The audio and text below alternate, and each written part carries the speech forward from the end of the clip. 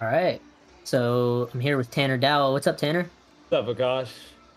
Yeah, this is gonna be a big one. First dual meet for Stanford at least. We've done a bunch of multi meets. We had the Rocky Mountain Open. We had um Stanford Open, and then the Pac-12 invite. So this is Open gonna and be then the first like head-to-head dual meet. Um, Cal, Cal's a good team this year. They're really good. So I'm excited for this showdown. yeah, anytime Cal and Stanford are, heading going head to head, it'll be a fun one. Yeah, I know. Reminds me of back in the day when it was me and you out there. Yeah, man. Yeah, the good days, man. Cool. So they're still in warm-ups right now. We got about 5-ish minutes, I think, till the meet starts. And so I don't know if you know, Tanner, but there's this new like dual meet format for the NCAA Yeah, where I was actually reading about that in the off season. Tell me more about yeah. that. Yeah. So I'll tell you about that, and I'll tell you it's not being used here. So Okay. the new format, I think it was like kind of the brainchild of Justin Spring back in the day when I don't know if you remember he was trying to bring the head-to-head format where guys Oh, go that's like right. there's everyone's on the same event and Yep, like one guy from one team that's goes right. and the guy from the other team goes and they go back and forth like that.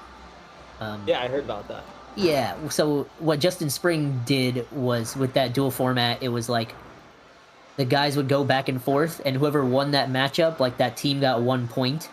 So regardless of what the score was, an 11-1 versus a 14-1, the 14-1 only gets 1 point more than the other team. Like it's 1 point for the 14-1 team and 0 points for the 11-1 team. Okay, So yeah. 30 points possible to get. Um, so that kind of point scoring system did not get implemented in this, but they did this kind of head-to-head same style where each team is on the same event and going one by one.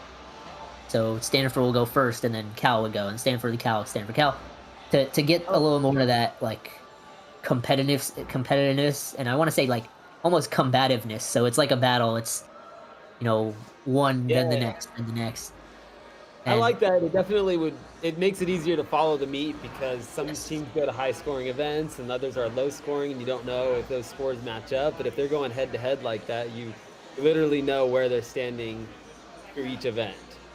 yeah, and through each routine from each team, which is Yeah, even that.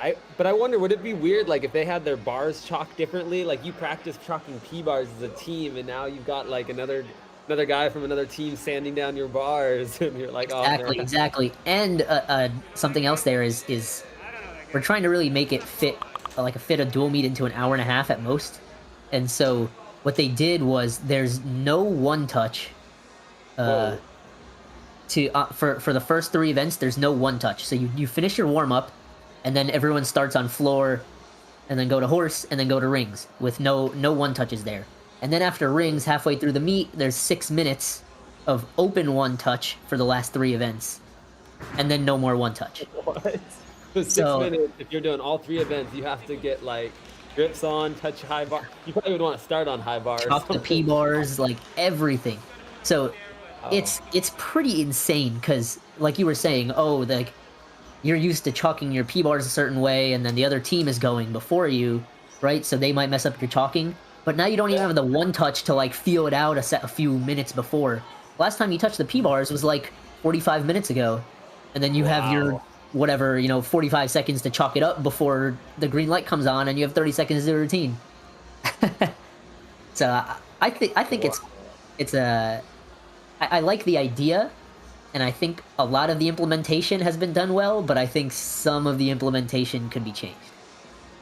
Uh, and I think it probably favors guys doing some less difficult and big gymnastics because if I was gonna do like a triple Takachev combination or like Kovacs Coleman Casino or something, I probably would want to have warmed that up and one touched that less than an hour ago. No, so That's a good it's point. Yeah, we'll see. We'll see how it plays out, and I hope some gymnasts here give some feedback to their coaches who can bring it up to the committee and kind of maybe change some of those rules or figure out some way to make it better. But in Yeah, so general, I like that format a lot. are you saying we're using it today? That new format is that's being used today for the first time for these teams? No, it is not being used today. So I Oh, don't know okay. why. It's a dual meet, so it's supposed to be used, but it's not being used today. And I think one of the reasons is that Tom and JT really want this meet to kind of simulate the Winter Cup, where they will have one touches. Okay, So, that makes sense. and it looks like we see Evan Hymanson taking up front and center of this screen on the bottom right. He along with it looked like maybe Taylor might be in a separate rotation, so they might Oh, have so they three got it around the rotations going horn. on. They And got it around looks the like horn. looks like the anthem is going on, so maybe we'll give it a second. Let it play out.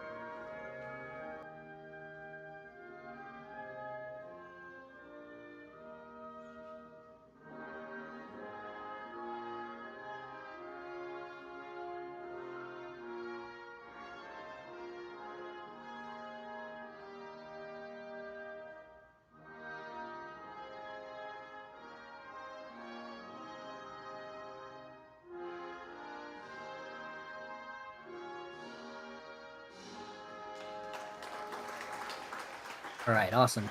I know Tom used to have some guys who were musicians on the team play it, but I don't think anyone's a musician anymore on the team, so it's probably just a nice recording of the anthem. Pretty cool, actually.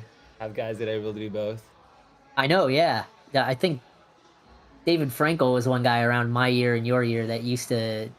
I think he did violin, and he did the anthem on violin a few times for some home meets. Incredible. How fun. Yeah, Judah, I see you in the chat.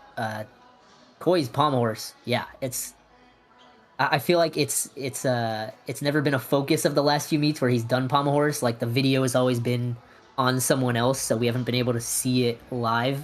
And today we've got this beautiful Vertius setup, and they've highlighted each event, so we're gonna get the best view you can get for Koi's horse. And I'm looking forward to that routine. Oh Got a yeah, big number a couple weeks ago. yeah.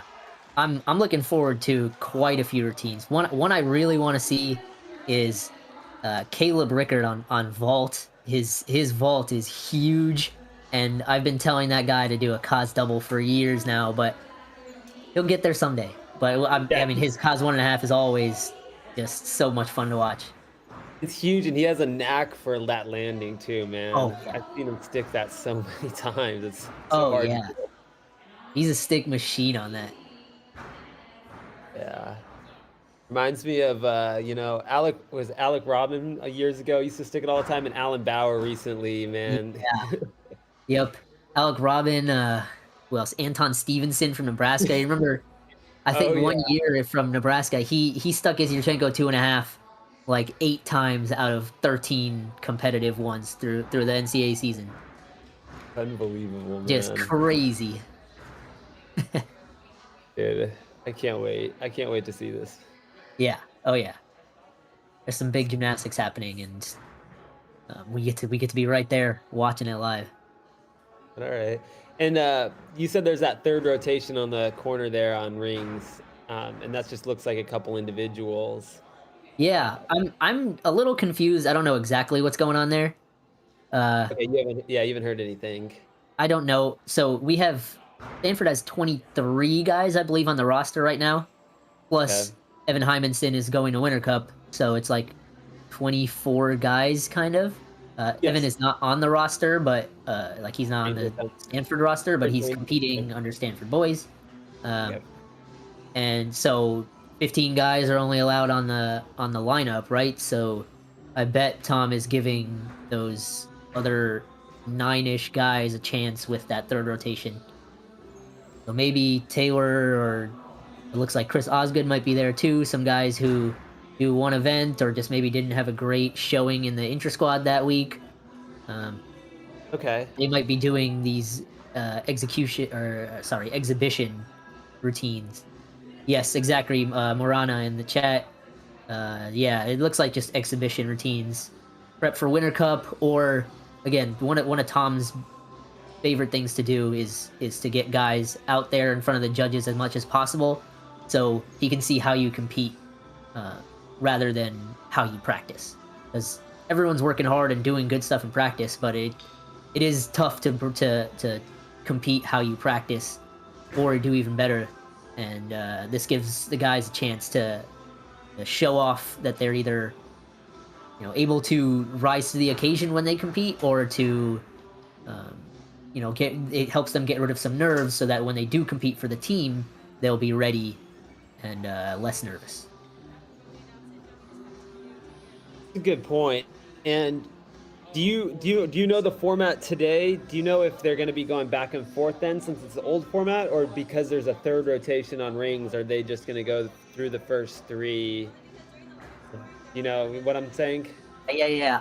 I'm not positive. I'm Okay. not Okay. positive.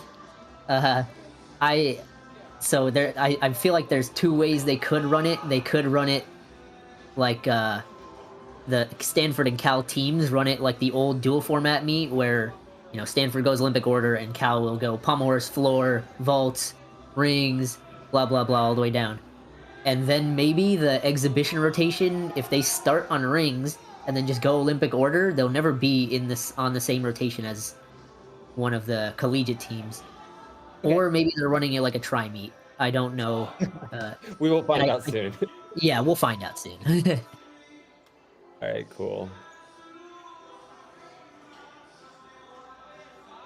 Yeah, so Judah, they're not doing the new dual meet format. It's not the dual meet format. It's the old dual meet format where one touches still happen before every event, and um we get full warm up right up to each event, and the both teams are on different events. So yeah, it's not the new format that we saw a lot of the Big Ten teams do in the last few weeks.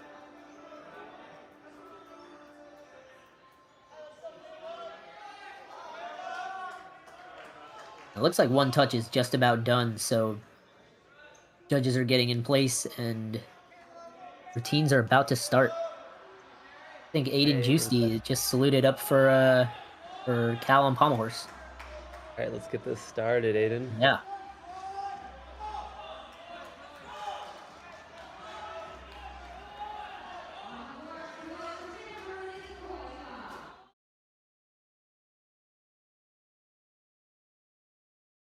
Oh, it looks like we have Coy Young on floor as well.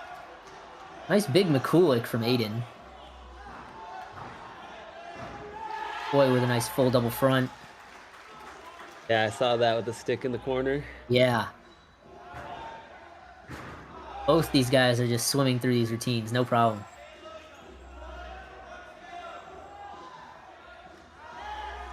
Oh, a little form break from Aiden there, but Yeah, they're gonna be honestly, pretty happy. fantastic start off routine there. That was big. Yeah, he's excited. I love that. Yeah, get a hit started on pommel. It's huge. Yeah. First on Pommel's first event's always tough. Coy is just gliding through this routine. A little bit of a bad landing on the double-double, but everything else has been awesome. 2.5 Wow. layout there. That gets connection bonus because there is no twist on one of the skills, which is the layout. Um, oh, a little bit under twisted and under rotated on the triple full to finish.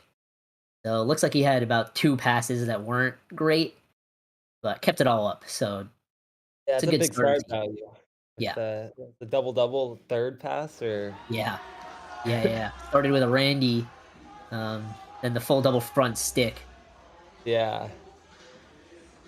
All right, good leadoff routines for both these teams. Yeah, definitely. Be fun to see the strategy these two teams use. You know, you can go heavy on the start value and then have a couple mistakes and still come out okay, or you go a little cleaner and Yeah, we'll see which absolutely. one plays out better today. Yeah, absolutely. I mean, Aiden's routine, like his legs look glued together pretty much the whole time, except right before that dismount. Yeah, it was a So solid set. execution should be pretty good there. And I always remember Sho Nakamori's being one of the toughest pommel horse judges. But Always, I think man. he might be interim assistant coach for Stanford, so he won't be judging. Oh, I didn't hear about that. Yeah,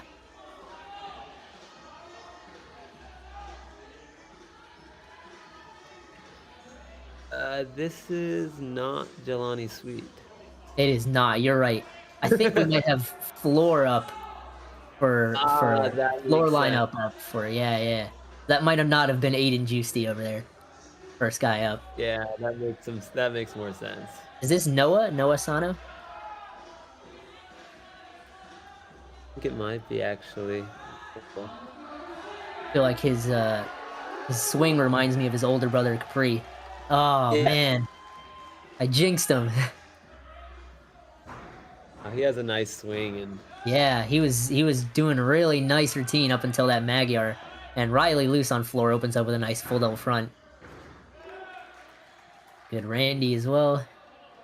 He's a beast on floor. He's super powerful. There it is, that big double pike.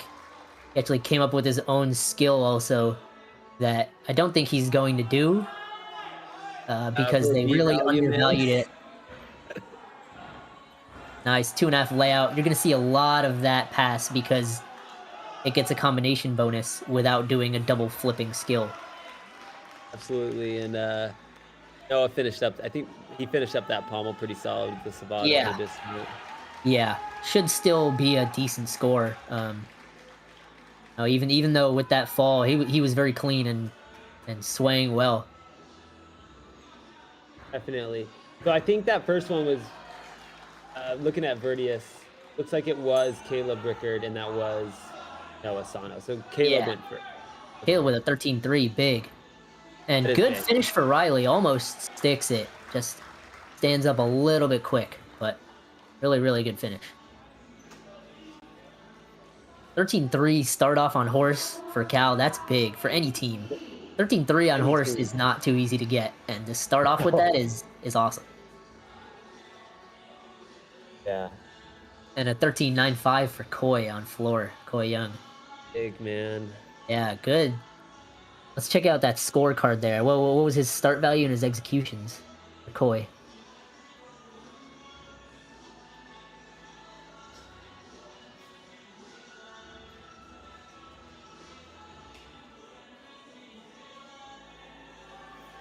Like a 13.95 from I believe about a 5.6. Got Aiden Lee up on Palm Horse. Yeah, I see 5.5 or something like that. 5.5. Yeah, man. Damon Palmer. He's a big one. He's a good swinger. He's that nice tall long line. Yeah. This is nice. Keeps his legs glued together on the flopping Russian. These Russian skills I always found really tough to keep my legs together. But he's doing it no problem. And I always thought they were draining too, man. Yes. Like Yeah, I mean, when you he's camp making this out in Magyar Russia, it's Savato look exhausting. easy after, like, 5 or 6 big skills before it. Up, Oh man, and judges have been so tough on those dismounts on yeah. pommel, man. It'll be interesting to see what those judges do. You are a licensed judge, right? So, Yes. would So you give that credit? it's a tough call. It's gonna be up to the judge. If they give it, it's still gonna get a pretty heavy deduction. Yeah. But Whoa. Big 2.5 double 2.5 double front from front. Colt. Man, some Sam vibes there. I know. That's such a hard pass to do. Oh, I think he was supposed to do a double full punch layout there, but he did a tuck front instead. Yeah, so he loses And the 1/10 connection value and loses the B value front. exactly, yeah. So instead of because you need to do a D plus a B or higher to get connection bonus, and he did a D plus an A. Wide arm, really nice and low. I know those guys have been working on those non-acros a lot because the wide arms especially were being killed. Yep, they basically said the width of your hand, not turned sideways, just flat hand. That's how close Yeah, you have to be with the ground, which is insane. I know. Going for the finish here, Arabian double front, half out, I believe. Yeah, we saw him warm it up. Pretty good. A little Didn't sideways, need so you might get a little yeah, speed didn't need the mat deduction. there. Yeah, I know. He missed the mat. Whatever. Kept That's it good. up. That's a big play. Is that a 14-6 from Riley I see up there? Wow. 14-5? 14-5, I think. Wow, big score. I mean, yeah, That is he had a good routine. No, no major landing errors. Pretty much clean all around, and he has a very high start. ah. So this one we've got So this is Noah Neufeld on horse. okay, their new Winter Cup qualifier. Yeah, qualified through Stanford Open. So Yeah, it was pretty big. It was pretty exciting to see Cal get a guy in Winter Cup. yeah, absolutely. I mean, he killed it. I think he went like mid 80, like 80.4 or something.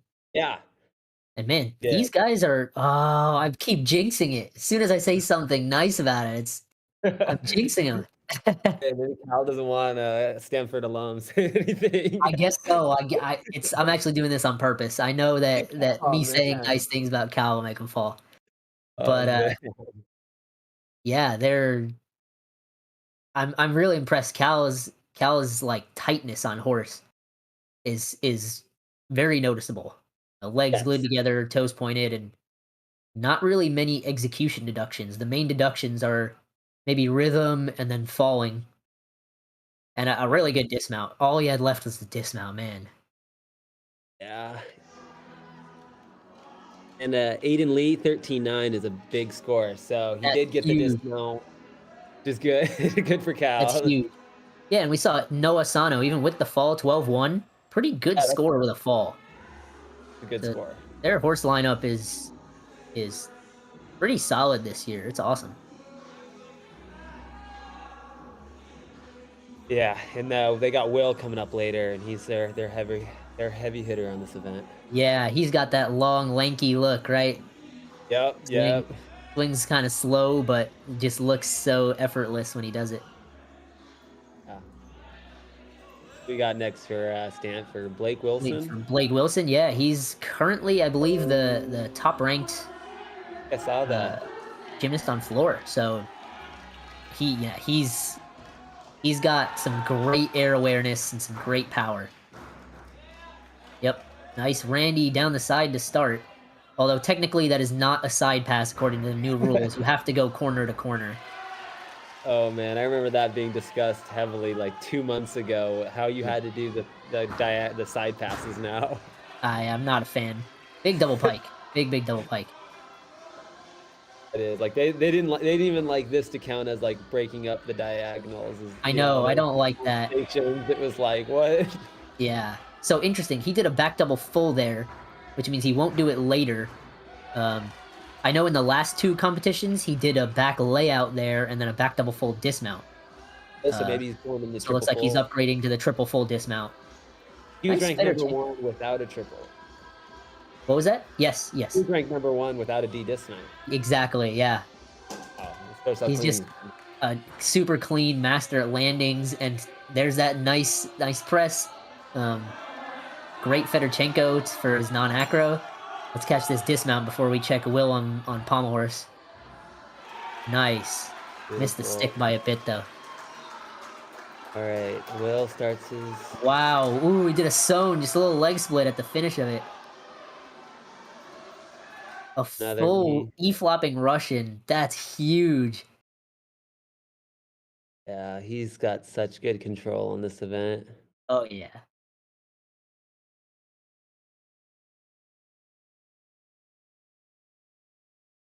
Pop it up. Yep, Whoa, that's gonna be a big score. it I is. would guess above a 14, honestly. That's big. I would agree. I mean, he had the leg split on the zone, and that would be the only thing the judges could do to deny him that 14, but So yeah, that was really, a great set. He's a great really, skater. really great set. And it even especially like, this is mid-season and you see he's popping up that dismount super fast. It's like the judges notice that and say like, wow, he wasn't even tired. He's a master of this routine now. Like he deserves the big score. Absolutely. That's big. Esther, I believe the roster for Winter Cup has been finalized, but I'm not sure that it has been posted yet on the website. If it has been posted, you would be able to go to the USAG website and click on the men's section. But I think in the men's section on the left, there's like a left sidebar. You might be able to catch some uploads, and there might be a Winter Cup roster there. But I don't think the finalized roster has been published yet. And I would agree. I haven't seen it anywhere. Yeah. But we're just 2 weeks out of that, so it'll be pretty soon here. Yeah, I know. It starts on the Thursday the 24th, I believe. So we've only got about 10 days, 11 days till the first day of Winter Cup. Yeah, and we'll see a lot of these guys there. Oh yeah. To anyone who doesn't know, Blake Sun and Curran Phillips, both of their petitions went through, so they are going to Winter Cup. They're Oh, going to be at that Winter makes it Cup. so much more exciting. Yeah. I mean, You know, both of those guys are, I think, maybe besides Yule right now, are like the top Pearl Bars guys in the country. And I saw And Yule yesterday do a giant Makoots on yes. P-bars. Yeah. Incredible. Yeah. We might see one from Colt today. What? Whoa, Brian Perla start with the round off 2.5 twisting double and sticks it? Unreal. Wow. Whip 2.5 layout. So he gets combo bonus on both sides of that. The whip to the 2.5 because the whip doesn't have a twist, and the front layout because that also doesn't have a twist. Okay, and was that a Randy or was that a triple full? No, that was a Randy. So he does a Tinsica instead of a front handspring, which is like the start of a round off, and then you finish with your feet forward, so you're kind of pre-twisted to wrap into that forward twist. That's awesome. It's so quick, man. Yeah. It's something you got to really It's look out hard for as a judge. not looking for it. Yeah. Yeah.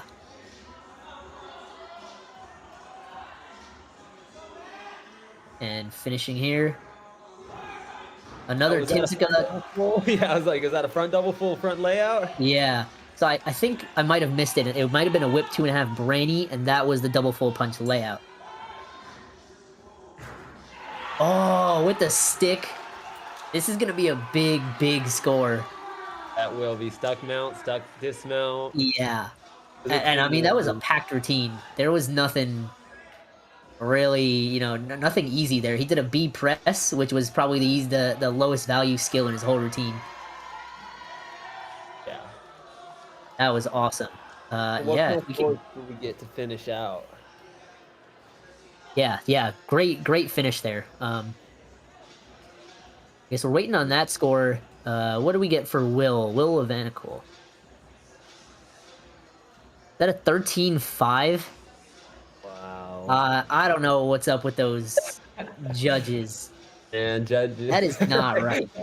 I can't struggle to say that myself, but man, yeah, that's Not one. right.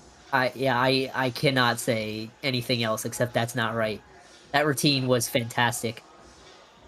The big set, and Yeah. What was the start value on that? Let's see if we can look at the scorecard for that. yeah. Looks like It looks like a 5-2, but I'm not 5-2. 13-5. Really? So they're gonna give that an 8-3 execution. Wow. a lot. That's a lot to take off for that. That's a lot to take off. Pretty good dismount, yeah. I mean, maybe 3/10 on the leg split, but what else?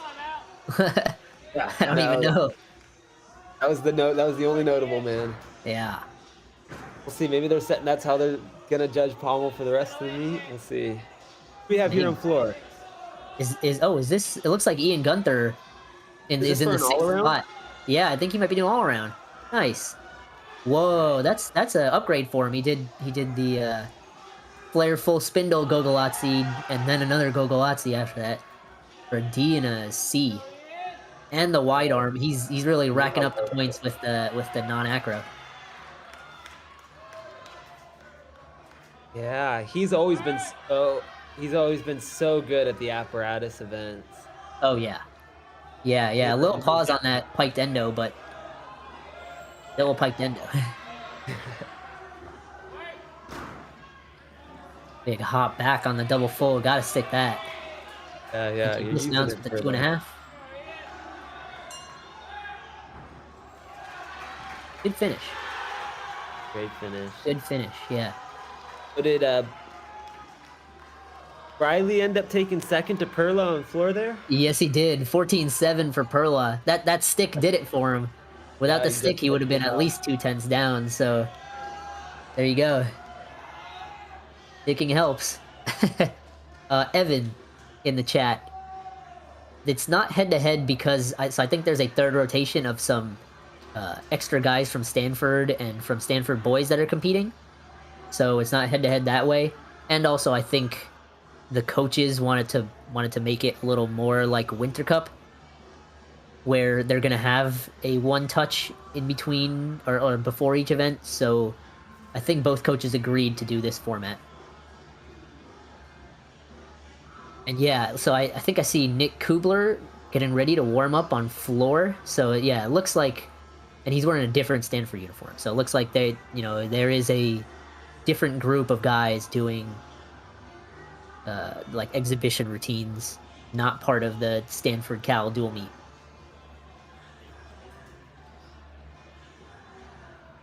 Yeah, and let's take a look at the leaderboard here.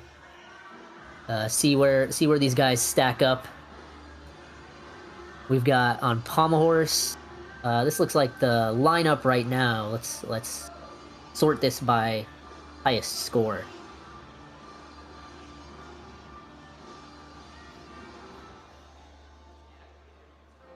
Looks like Ian Gunther's score came in, so 13-7 there. Nice. Very good for him.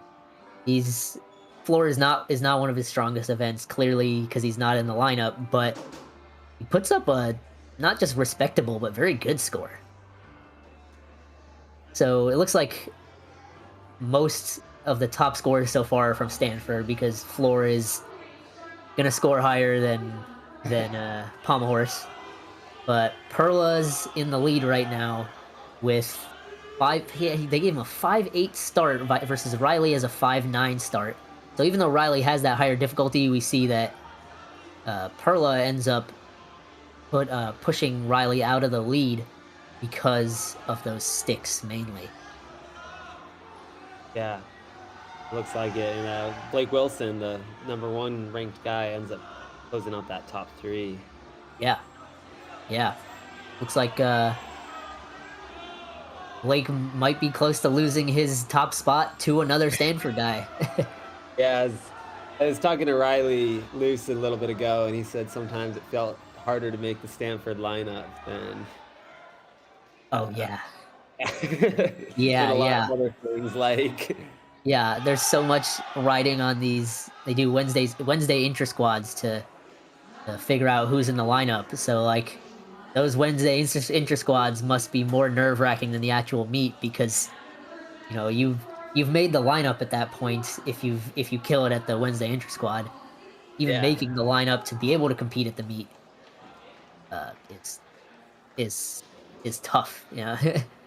Yeah. So how does that floor score look for Stanford? Is that their highest this season, or where does that rank? 71.35. I think it is actually. I think their highest before was about a mid 70. Okay, so that's an improvement. Yeah, and let's check out Callum Pommel horse. Looks like um, they ended up with a 64, something around a 64.45. Yes, with Yeah, with 2 falls is actually pretty good. it is pretty good. Yeah, I'm trying to find out where they've been at about Hummel this year. yeah. I think they've been averaging around a 64 to 65, right? Yeah, so it looks like still a good pommel rotation for them, even with the falls and a couple low scores there. Yeah, yeah. So really, really good stuff.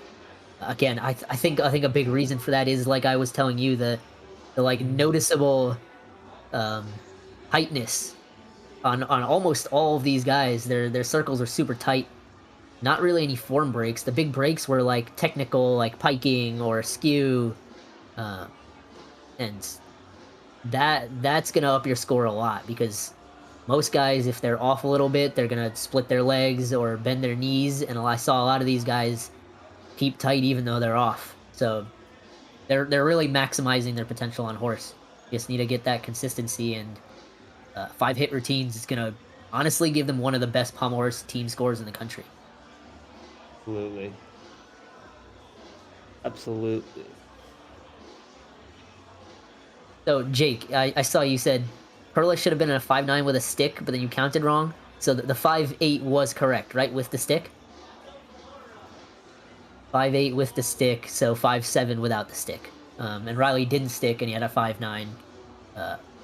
Probably because of his non-acro stuff. Riley did the wide arm versus Perla did the pike press. That makes a big difference.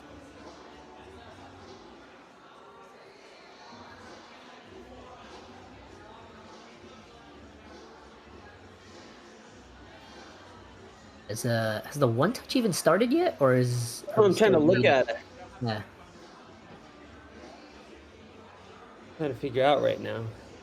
Yeah, I'm not sure it has started. They all look like they're, at least on pommel horse, it looks like they're kind of hanging out, waiting for one touch to start. Yes, sir. Ah, perfect. We've got some graphics up on the Vertius scoreboard now, so we see the stick for Brian Perla over there, the green dot next to his score. Nice. And then there's a red dot next to Colt. Yeah, my guess would be an out of bounds deduction.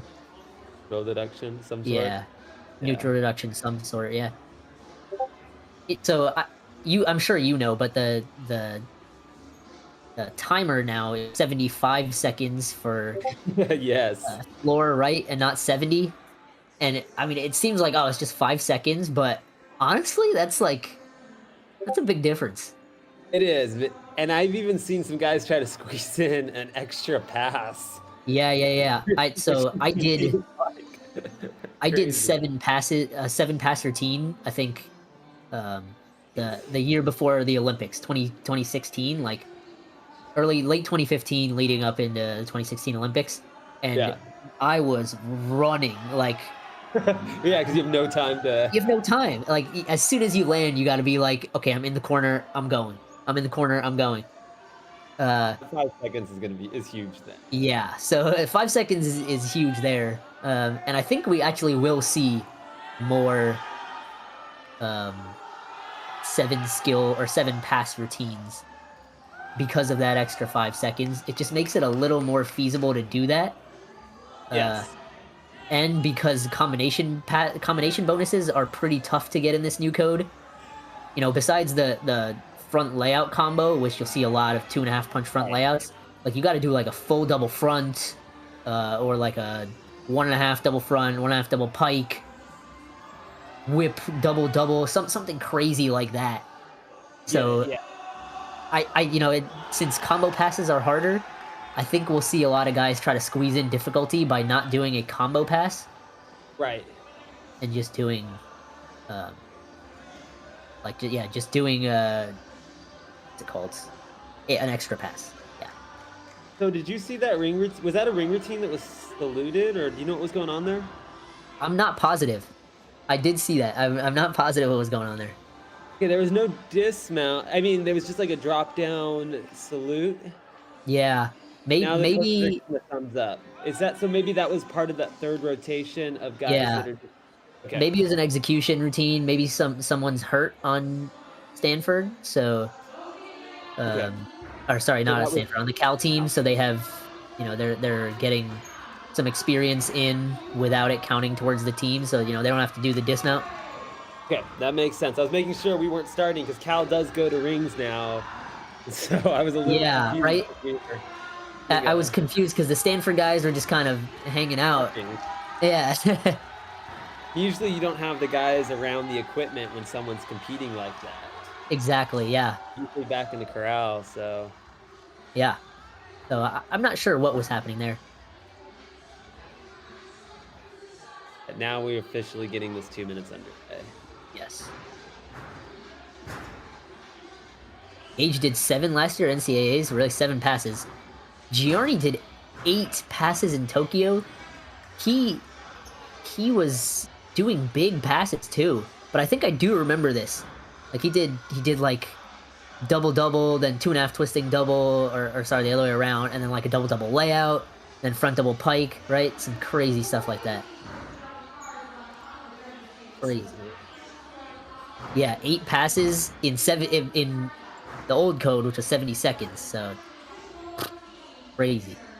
Yeah, that's man. Feel bad for this next generation if that's what they're doing. You're going towards. I know, right? Brian, you bring up an interesting point. Like, what if we had 2 different, I guess, not 2 different sports, but like sub sports. So we have what we do now, regular 10 skill gymnastics, and then we have a 5 skill thing. So all you have to do is put up your 5 hardest skills. Jeez. And maybe take out like one of the requirement groups. So you still have to have like 3 requirements. Obviously a dismount, and then 2 other of the groups. Who knows? Oh, Evan, you were training like, sorry, go ahead, Tanner. I was gonna say that can you imagine high bar 4 hardest skills into a dismount? We'd probably start seeing like quadruple connections connected straight into a dismount. Yeah. Like a half talk start into 3. Yeah, like no giants. You just do a stem half talk, triple connection, and then just double or something like that. Yeah. It would be interesting. I don't know how safe it would be, but it would be interesting. I'd watch it. I would watch it.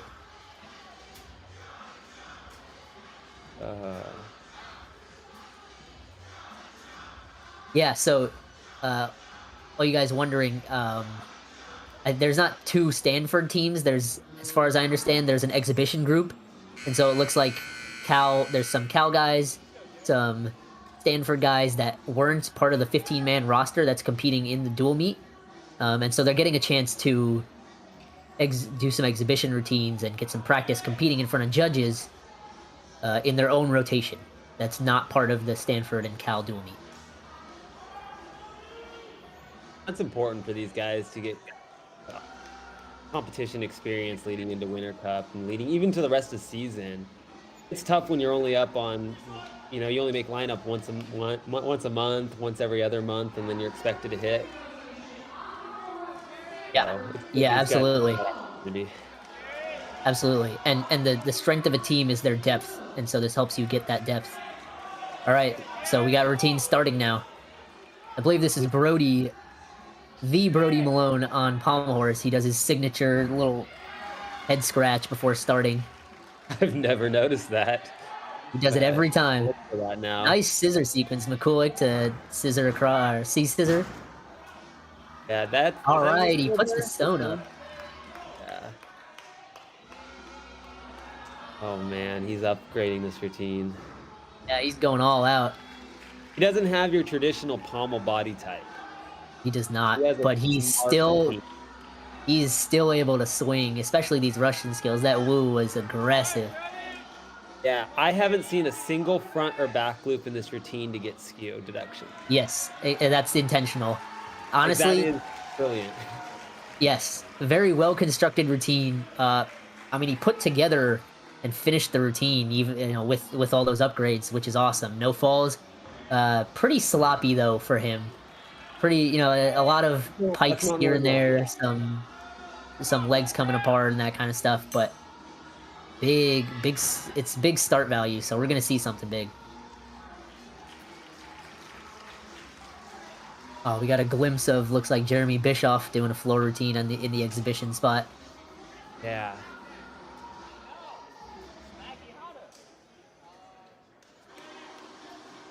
This is a second year for Stanford, and he was one of their top recruits from the junior national team. And he's struck. I mean, as good as he is, I mean, Stanford's it's tough to make lineups on these events all the time.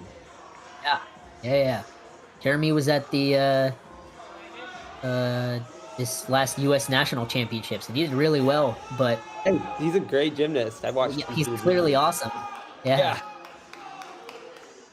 All right, we got Calip on rings. Yeah. Who do we got to start here? The is Landon Wu? I think so. That's a nice straddle planche, really wide split. Love to see that. So I got to coach him for a year, his senior year of high school, actually. Nice. Incredibly hard worker, great flexibility, and beautiful lines. Yeah, I mean, we can see that. He had a rough career. He had a lot of injuries, though, so he hardly went to any junior nationals or regional Oh, championships. man. Great swing. Beautiful Yamawakis. He shows some slack at the top of the rings and pulls them up. Little bit of bent arms coming into those giants, but a little bit of a missed hold there. Kind of short on that handstand before the dismount, but nice stick. Yeah, and here we got Riley on the pommel with a nice Mikulak. Riley's also got a skill here. He's got a dismount named after him now. Pretty pikey for him on those flops. Yeah, he's a gymnast. When I watch him in warm up, I see a little bit more stretch, and then he gets to the competition, just has that tendency to tighten up to want to hit. Yeah, yeah. Yeah, it's tough, man. It's a big mental game, and he's working on it, but it takes work, and it's not going to come immediately. Like that dismount looks so easy for him, but you could tell he was struggling at the end of that routine. Exactly, yeah. And Form deductions. Yeah, he's got the skills, he's got all the talent. He's just got to, get that mentality down. Yep, absolutely. Absolutely. We got another that Kubler in the background. They're freshmen. I think so on floor. Yeah. Very clean gymnast. Yeah. Absolutely. Also, they can line up quite a bit going forward. Oh yeah. I think it's gonna be really, really tough because, like I said, only 15 people can make the roster. How do you cut 6 guys out of the lineups? Here's Chris Scales, and we just got a 13 for Landon on rings, which is a pretty solid score for a freshman. Wow, that was a great position on that Maltese. Maybe a little bit short, but another one. Awesome positioning. I think that was probably held right. Yeah.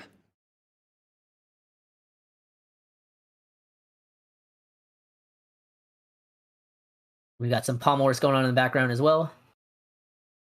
Looks like Ian Gunther. Yep. A little bit short hold on that handstand. Yeah, and you're noticing these short holds because they add up quick, man. If you're 1.8 seconds, it's a 3/10 deduction. It doesn't matter how close you were to that. Oh, man, sorry. Yeah, I mean, Ian was going for big skill there. That bazoogo, which is the reverse full kier, the way you put down your hand is kind of this way behind your back, and it's so awkward. But Ian's figured it out and even made the skill pretty well. I'm pretty sure he got credit there, but as he came around to do the circle going forwards, his hand just slipped or something. Yeah, that's too bad. Yeah. He'll finish up strong. Oh no. I thought he'd gotten credit for it, but I guess the judges told him he didn't. Yeah, I'm sure the judges told him and the coach no at that point, and so he tried it again. But that's the worst when you go for that skill a second time and you fall on it. Now he's 2 points down, and he's probably not gonna lose the E value. Yeah, and he's still got, I think, 7 or 8 skills left. I always found that hard to finish a pommel routine when you fall early on because your energy is, Exactly. you're frustrated. You gotta forget it though. Oh, he was going for the zone there, but Oh only made man. it halfway, so he got a B instead of the E. So is this a meet that where 6 guys are up and top 5 count, or is this a meet where every score counts? No, that is not a thing anymore. There's no more 6 up, 5 count meets. It's Okay, that so easy. along with the dual format, they've gotten rid of the 6 up 5 count, is what you're saying? Yes. Oh man. So, a They're pretty gonna good have finish for me, and, he missed the zone. The rest was pretty good, yeah. but, he's gonna be disappointed, and it's Yeah. tough, that Koi is now gonna have to pick it up afterwards. Um, Absolutely, and we've got Tyler Shimizu here on rings, and he's still doing the back upright plunge, which I noticed a couple guys from Cal still doing, even though that was taken down to a B value. yes, not a good thing in my opinion. I think So it's harder than a B.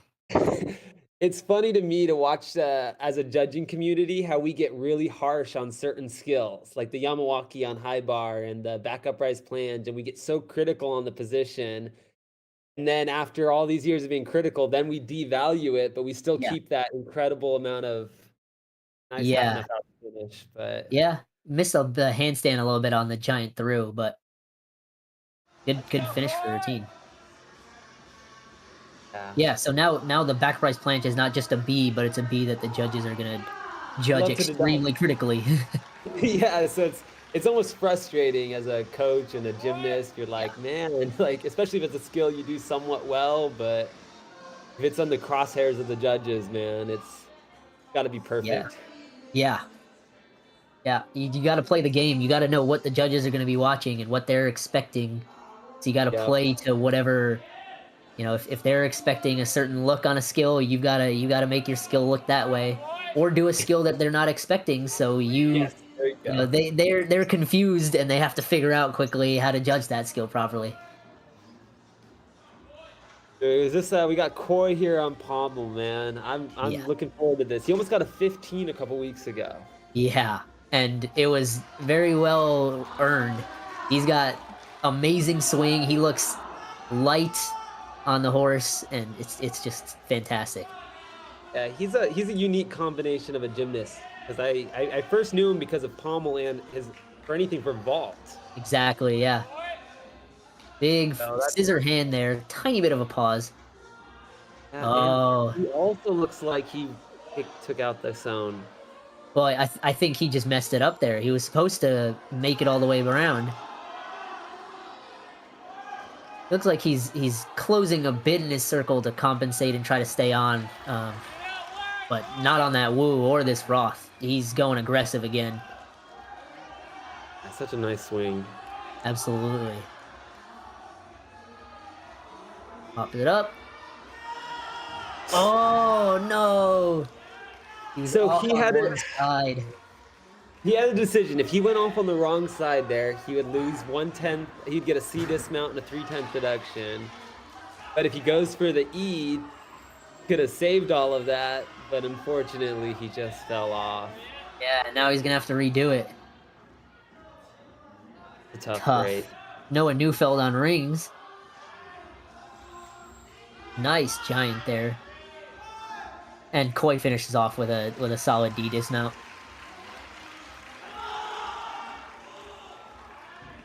They have half knife out. Beautiful, nice. He's happy with that. That's a tough dismount, and It is. it gets you that D value you need to fulfill the requirement group. So he made it happen. That was awesome. Yeah.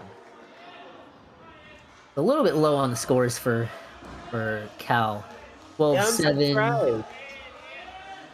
Yeah. Going 12-7 down. here Usually for it goes up Chris. throughout the line. I can't say Stanford's also the same way. Their first guy had their top score, and they've gone down. Yeah, 12-6 for Riley. Wow. They really destroyed him on that pike for the circle. Yeah. That's probably the biggest thing because he actually kept his legs decently straight. He was just piking and changing his body position so often.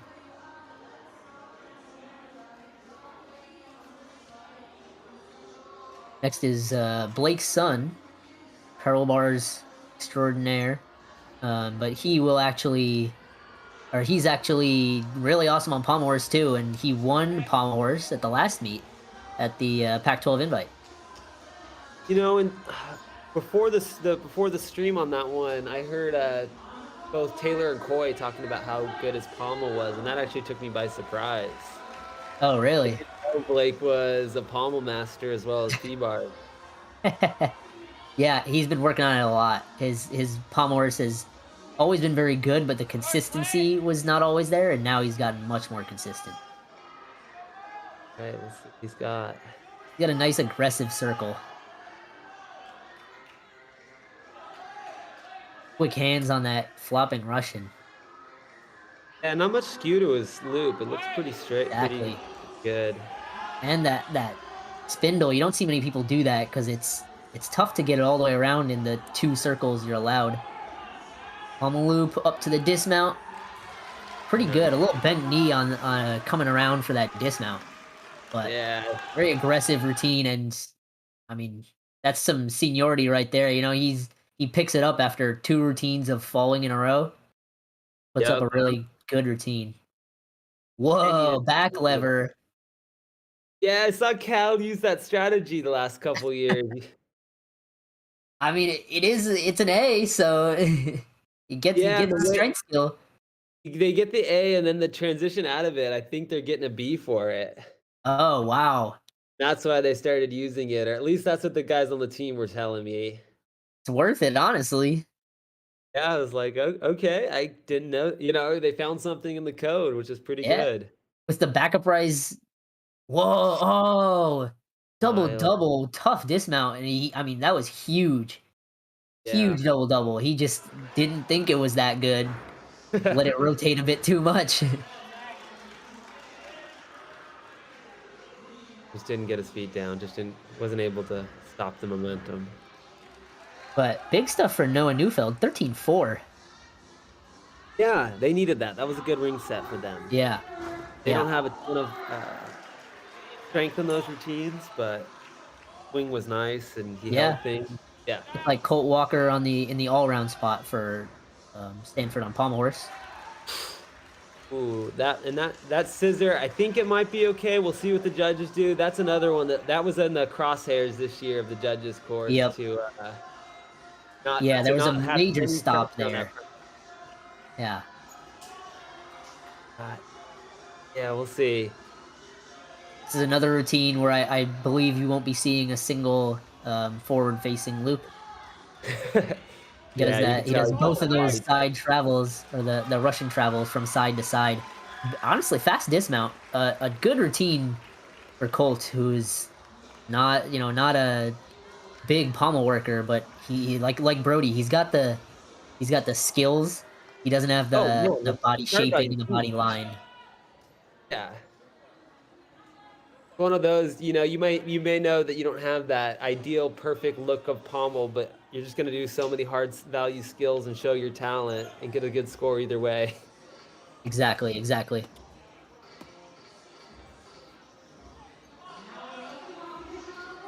I don't believe Cal is doing an all-round spot, so both the NCAA groups are done competing, and we've just got some of those exhibition spots going right now. Yeah. We don't have any scores for those, do we? Not that I can find, no. Okay, so we'll just kind of bring off here. Yeah, so it looks like a 12.45 for Miles Lee to finish off for Cal, and that was with that big double-double that he just over-rotated and rolled out of. So, with a good landing, looks like it would have been a mid-13, which is pretty good. That's a good score, yeah. You can get mid-13s on rings. That looks like what I'm seeing with these team scores, that's pretty good. Yeah, 14s are, like, very rare to come by these days. The judging is super hard. They've gotten rid of this C for the back-up rise straddle planche, so a lot of these skills are being downgraded, or some things like the Pineda to cross have been taken out. So it is harder to even get to a high difficulty score, and then Yeah, so I you don't start at understand a why. lower score than you maybe did last quad, and the judging is harder. So getting a 14 really is not easy. I gotta say that's tough when you have that transition and you go from scoring one number and you built up to one value of your routine and then you see it drop the next year and you're just struggling to get close to that number again. Yeah, yeah, yeah. I think it was very noticeable between 2016, the 2012 to 2016 code, and the 2016 to 2020 code, where I feel like after the Rio Olympics, the judges just got together and said, okay, we're going to start hammering these guys for every single little thing.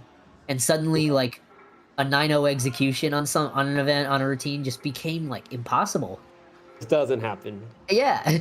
You see it on those world class routines like Blake Sun's peril bars or Zhou Jingyuan's peril bars. Um, Yes. like, it's just very, very rare to come by, internationally and uh, collegiately. It's tough. It is tough and it can be frustrating too because sometimes you're just like, man, can they just reward good, high execution routines or Yeah. So it looks like we've got some eyes on the exhibition group right now. yeah, so Not sure exactly who this is from Cal, but need some floor going. when he comes back into view, wasn't I don't want to say the wrong name, so Front layout full with a tuck full. Ah, it's Shimizu. Nice. yeah, it should be the brother, one of the two Shimizu brothers, and I think we had. We Did we had have one Tyler already? up earlier on Palmers, or sorry, on rings.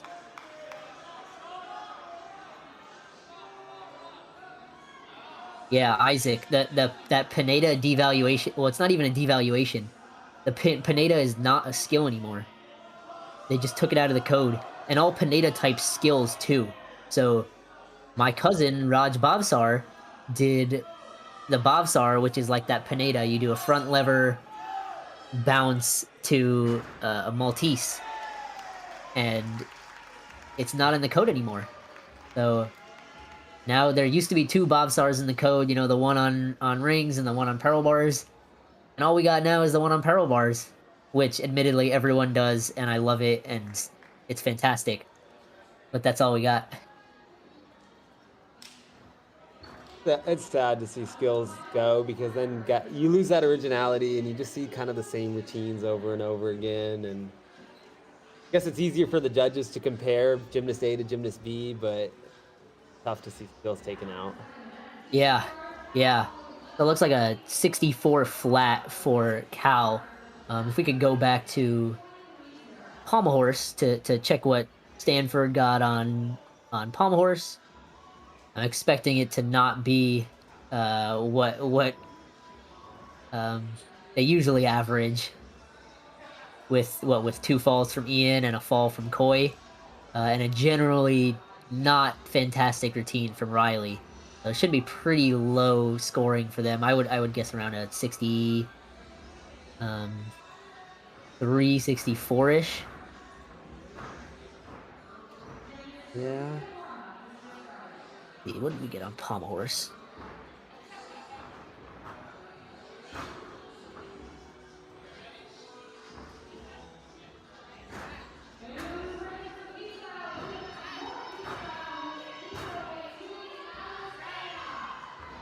Those scores, right? Did Ian Gunther get a 14.65 on Pommel? No. There's no way. I think I saw him with an 11.6. Okay, so I'm just seeing that wrong. I think Yeah, interesting. Well, yeah. What is the scoring is a little bit off there. Stanford opened the door a little bit on Pommel. I wonder how they compared to Cal on that event. Yeah, because Cal really they had one routine go below a 12. Yeah, they had a fall, but still got a 12, and then they had another routine that fell below a 12. Yes, and then 3 pretty solid, fantastic routines. I mean, a 13.95, a 13.5, I believe, from Will, which I still think is about 5 to 6 tenths too low. Yeah, Um, yeah. and then what was it? Around a 13.3 or so from Caleb, right? I believe Caleb was the first guy. Oh, he got a 13 flat. Yes, yes. Yeah, that's a and I mean, they ended up with a 64.6, I believe. Big pommel score with 2 falls. Uh, Yeah. And I was looking through it. Actually looked like one of their higher pommel scores as a so yeah, they are moving it up. yes. Yeah, clearly the potential is there. Uh, it's just 5 hits. You gotta hit all 5 routines. And Stanford ends up with 3 falls and about I call Riley's routine like a half fall. About 3.5 falls. To Cal's 2 falls. Yeah. Uh, so they're really opening the door there. Overall, though, again, floor is a pretty high scoring event, and Stanford has some fantastic routines. So right now, it looks like Stanford is still winning by about 8 points. 128.45 for Cal to 136.3 for Stanford. Yeah, so this last event though Cal is on floor, which it looks like they are, Yes. and we should get they'll all have the same events. No, the same 3 events done halfway Yeah. point. So it'll be pretty easy to compare. Yep. Again, another downside to this. I guess they're using a tri-meet format right now. We don't know exactly how to compare these 2 teams because they've done different events so far. Yeah.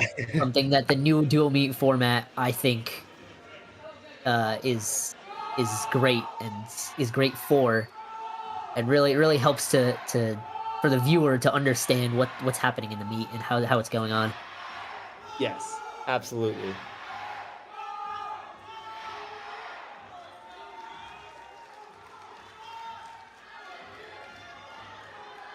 Is this a saluted routine on floor? I think it Looks is. like this might be a pretty large group. Yeah. That I'm thinking. Yep. It's like Aiden Juicy on floor. I mean, that was a big double, just tough on that landing. Yeah. And I see so many guys doing it from a round off now, which is even harder. No back handspring. Back handspring generates so much power. Yeah. Nice Rudy. There's that side pass from corner to corner instead of from like a halfway down the floor to corner. Nice landings here. Interesting. He goes for that back layout from almost the middle of the floor. Yeah. Wow, is that Brody on rings with An invert. two Malteses to a invert? Yeah, 2 Yamawakis into straight planche. Wow, he's really upgraded quite a bit. Good 2.5 dismount there for Aiden. Yeah, I heard Tom after the Olympics say that he wanted to upgrade the difficulty value of his guys to compete with the rest of the world, and Brody's taken on that challenge. Oh, he does the same thing that Miles did. Big double, just over rotates it. Pulled a little too hard for it. Yeah, and I know he had an ankle injury that he'd been recovering from for about the last 2 months, but so maybe I heard about that played into that. surgery or something, and all of a sudden Yeah. he's back out there. Yeah, so maybe he's still getting used to landings, but still, I mean, you gotta put those feet down and not land on your back, Yeah. But really big upgrades there, and like you said, yeah, Tom's strategy is like we're about 8 to 10 points behind Japan, Russia, China in terms of difficulty, so we got to make that up somehow. It's gonna start by going for the hard stuff now, so that when the next Olympics comes around, you've been doing that hard stuff for a while, and it's less hard for you. You can just execute it. Yeah. And if I remember correct, you actually had one of the top start values on Team USA. You were already kind of ahead of that. Yes, I'm not exactly known for my execution scores. Actually, I may be known for how bad my execution scores are. So I tried to make up for it by doing these hard routines. And also, that's what I found fun about gymnastics, is just maximizing your potential. Like, I don't think I Absolutely. ever had routines that I did where I was like, oh, I'm this is my easier routine. Like, I could put up 6 more tens of difficulty here because I always went all out. Hey, you gotta love that. You gotta love that approach. Yeah, And we got a huge tumbling passes here from Jelani. yeah, powerful. Did you see this this 3 transition down the side right here? Yeah. That I mean, That's how you get again, more passes. new code. People are figuring out some ways to make this work. Rudy stick. Again, interesting. These guys, instead of jumping over to the corner, just kind of stopping in the middle of the floor and doing a press almost directly in the middle of the floor. And Riley loose with a beautiful invert. Yeah. New for him as well, right? Yes, yes it is. Jelani going for his dismount. Double full, wow. You never really see that as a dismount, but it is a D and it fulfills that requirement group. Yeah, do you see that straight on rings? Yeah, Riley's a Oh, you don't see that. powerhouse on rings. Planching skills are like going to sleep for him. You can do it no problem.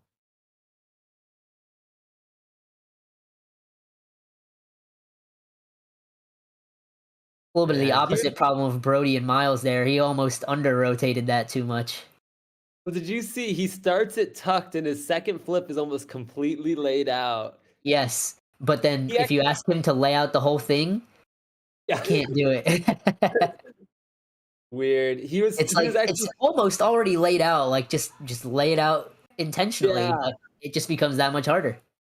He was the one that told me he was getting a deduction for a non-distinct position in that Yeah. skill. I was like, I didn't even think about Yes, because the double-double tucked is a double-double tucked, not a double-double tucked first flip laid out for second flip, so there is a deduction there, even though what he's doing is harder, and Which is yeah. it just it is what it is. It works for him, and he's gotta figure out a way to either tuck that second flip out. or just lay it out and call it the double-double. I think Laid he out. needs to go with your approach and just lay it out. Yeah. Go hard, just go higher start value. Yeah, right?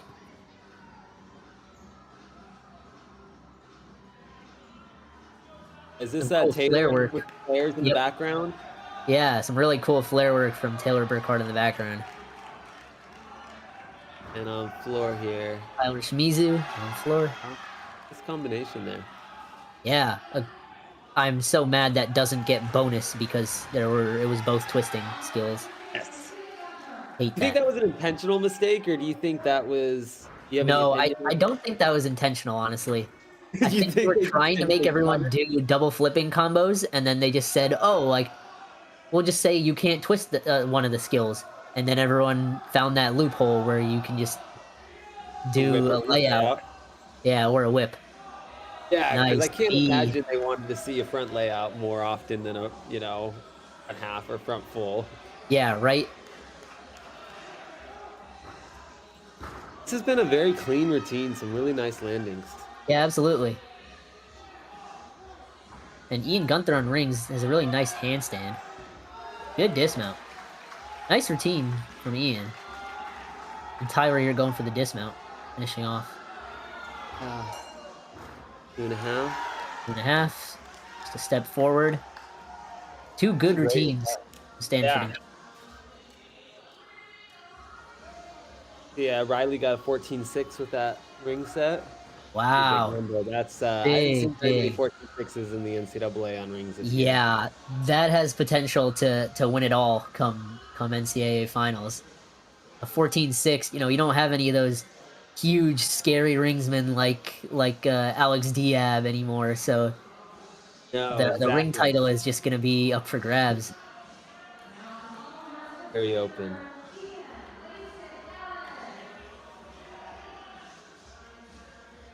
$13.45 for Jelani Sweet. I guess the judges like his 3 side pass skills. Yeah, we got Isaac in the chat saying, Miss Lee.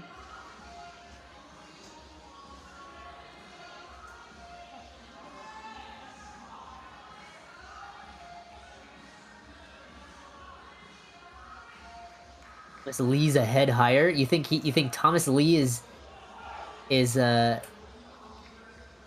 think he's one of those like favorites for the ring title? I don't know. Personally, I think there are a lot of guys that have very good, tough routines this year, but like Alex Diev felt to me like a transcendental sort of talent. Mike Yeah, that Squires too, man. you know, you can go back and there's some of those guys where you're like, this guy is going to win unless something crazy happens. Oh, I don't short of think, that front double pike.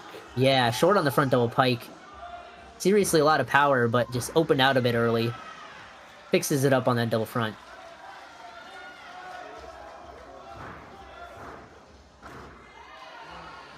Very nice I like landing that. there. Lay full, tuck full. Different skills if you lay it out versus tucking it. Yeah, it's kind of strange to see because for so long those are the same skill. I know. You can do And something then like last that. squad, they changed that. Yep. Back layout. I think, so interesting here is what they changed this quad was now like a back 1.5 and a back double full are the same skill. You won't see anyone doing like a back double full side pass and then a 1.5 full diagonal because the 1.5 and double full are in the same box. Yes, that was an important change this year. Actually, I'm glad you brought that up. Yeah, so I've been noticing it a lot in the NCAA. A lot of guys are doing back layouts for their side pass where they usually would have done like a back double full. Right, just so they can use the back 1.5 somewhere else. Yeah. Nice, 2.5 to finish off. Looks like Mark Berlaga, freshman for Stanford on rings. Nice planche lower to Maltese. He's a beast in the planche and Maltese position, just like Riley. Yes, and he has really nice position. He really does. There it is, the tabletop planche right there. And he's been really working on this handstand position too, since that was weak for him as a junior gymnast, and it's making big strides. Nice, puts down that front double pike. Such a hard dismount to do, much less land well. Yes.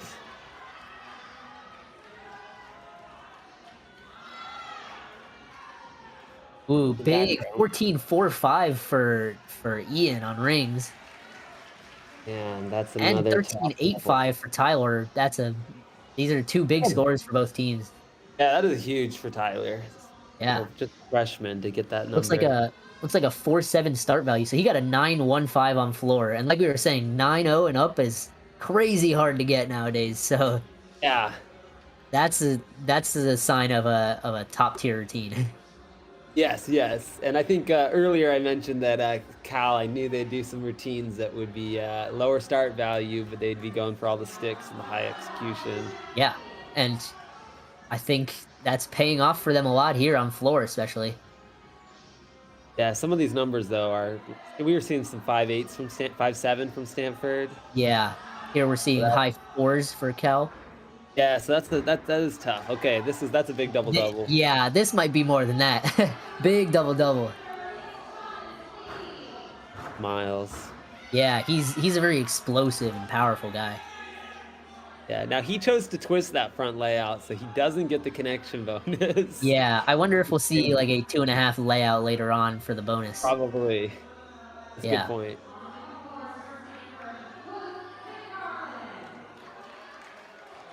And Thomas Lee going on in the background for rings for Stanford. The 1.5 full there, which means he can't do a double full. Whoa, triple full side pass. Wow. I'm excited to see where this routine goes now. You don't And see that very often. You don't see a triple full side pass very often into a back layout long diagonal pass. exactly. We saw Impressive. Thomas do a layout Hanma swing to a planche. It's really interesting. And a double dismount, which A double laid out dismount. And a nice no, 2.5 finish for Miles over there. Interesting that he didn't get any combination bonus on any of those passes because he did that double full brandy instead of a double full layout. yep. He loses at 1/10 in bonus for that now for this new Yeah. code. Brian, I see you're pointing out Dennis Zaremski in the chat. Sure, I'll give it to him. He was one of those transcendental ring talents too. Yes, he was. So do we have 14-1 for Mark Barlaga? And Stanford's averaging above a 14 on rings. That's Yeah, tough. this is pretty awesome. It looks like we're finally getting all of the major ring guys all together in one lineup. We haven't seen, either Ian Gunther is in and Riley and Brody are out, or Brody's in, Ian's out, something like that. So now we're getting all these guys in. We're really seeing the potential that Stanford has on rings. Crazy, man.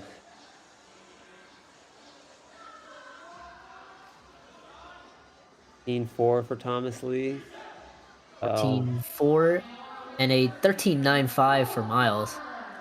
Yeah, Highest score good of the day for Cal on floor. Big score. Where's Isaac in the chat now? All right. Looks like at least according to the lineup, we're gonna have two all-around exhibitioners on rings for Stanford. Colt Walker's up first. He's also he put in his invert. He's been working on it a lot. That looks so much better. I saw that 2 years ago, and Exactly. It was more of a wide handstand back in the day. Yes. That was a good invert though. It was. And that he did the same strategy, the whip it to planche. Yeah. Two separate skills, and it almost looks like a mistake, but it's not. Yeah, exactly.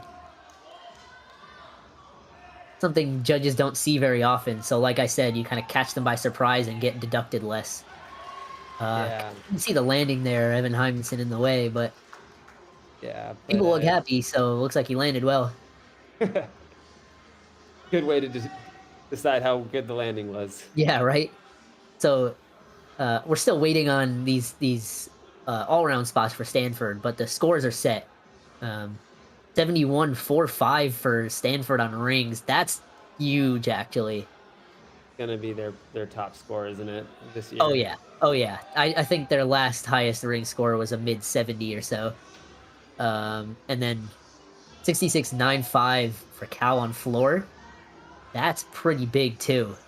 Right around a 67 with two routines, from Aiden and Noah that were not as good as they could do.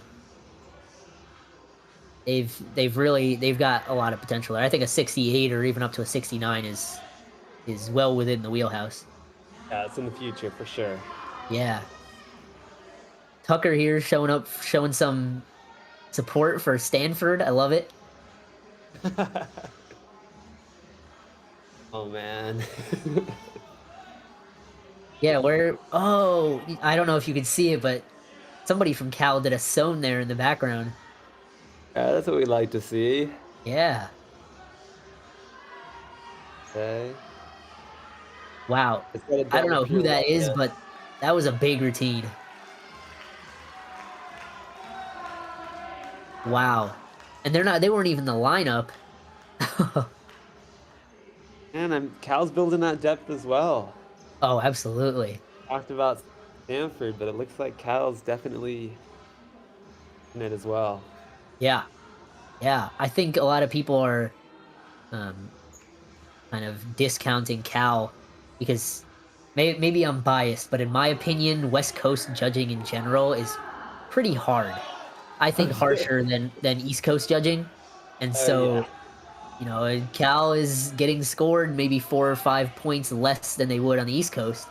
So Yes. teams kind of discount them, saying they're like a high 380 team when they're more of like a 395 to 396 team, which is in the Right. hunt for not just a NCAA finals position, but even like top 5. That would be huge. That would Yeah, be incredible time then yeah. from where they've been.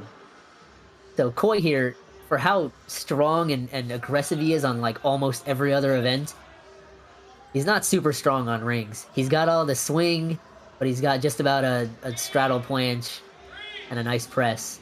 Yes, he's gonna take some time to develop that strength, but Yeah.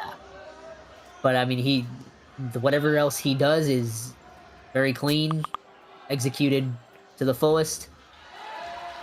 Almost sticks it on that landing, and so it might be a he's low a, start value, but it's still going to be a pretty high score. he's a unique gymnast, man. He's world class on pommel vault, getting there on floor. I'm Yeah, excited for his absolutely. future. Absolutely. 13-8 for Colt Walker on rings. I mean, for any other team, that might be top 3 best scores, but for Stanford, that doesn't even break into the top 5. Every other guy above him that was in the lineup was higher than that. Yeah, his goal right there was to outdo the top 5 on the lineup to show that he can be in it next week and going Exactly. forward. And, And he's a 10th away from Brody, so it is close. still up in the air, but at the end of the day, 1/10 is still 1/10. Now, wait, did Brody fall? He the one that did the double Uh, double and fell? you're right. Oh, how did I forget? Brody did I fall. forgot as well. That was actually Wow. huge. I didn't even The mention judges that were because the really first gonna give him a 14-9. Wow. yeah, as we were talking about it, I was like, wait a minute. Oh, Wow. that's a 71.45 with the fall. Wow. Yeah, you're right. That is pretty crazy. All right, Jake in the chat. I don't know about this. We might have to throw it down here. West Coast Oh, judging is easier than East Coast for sure. okay. I'm not. I'll leave that for now. I'll leave that for now. Aside from Yeah. Nebraska judging, yeah, I don't know. The meet last week with you guys and who was that? Penn State. There was there was some erratic judging there, to say the least. Was it But what was that, was Tanner? that meet format the head to head It was was. still erratic? Yeah, yeah, it was. But I, Okay. I did a quick recap of it actually this past Monday. I live streamed it, and Yeah. I was looking through that, and like it seemed like rings they were judging so easily, and then high bar they just started everyone from an 8-5 or less. It was like very erratic judging. Uh, but yeah, I don't know, Jake. You guys got to come out and compete here at a Stanford Open or a Stanford Dual Meet or something, and see Yeah. what it's really like. This Stanford Yeah. judging.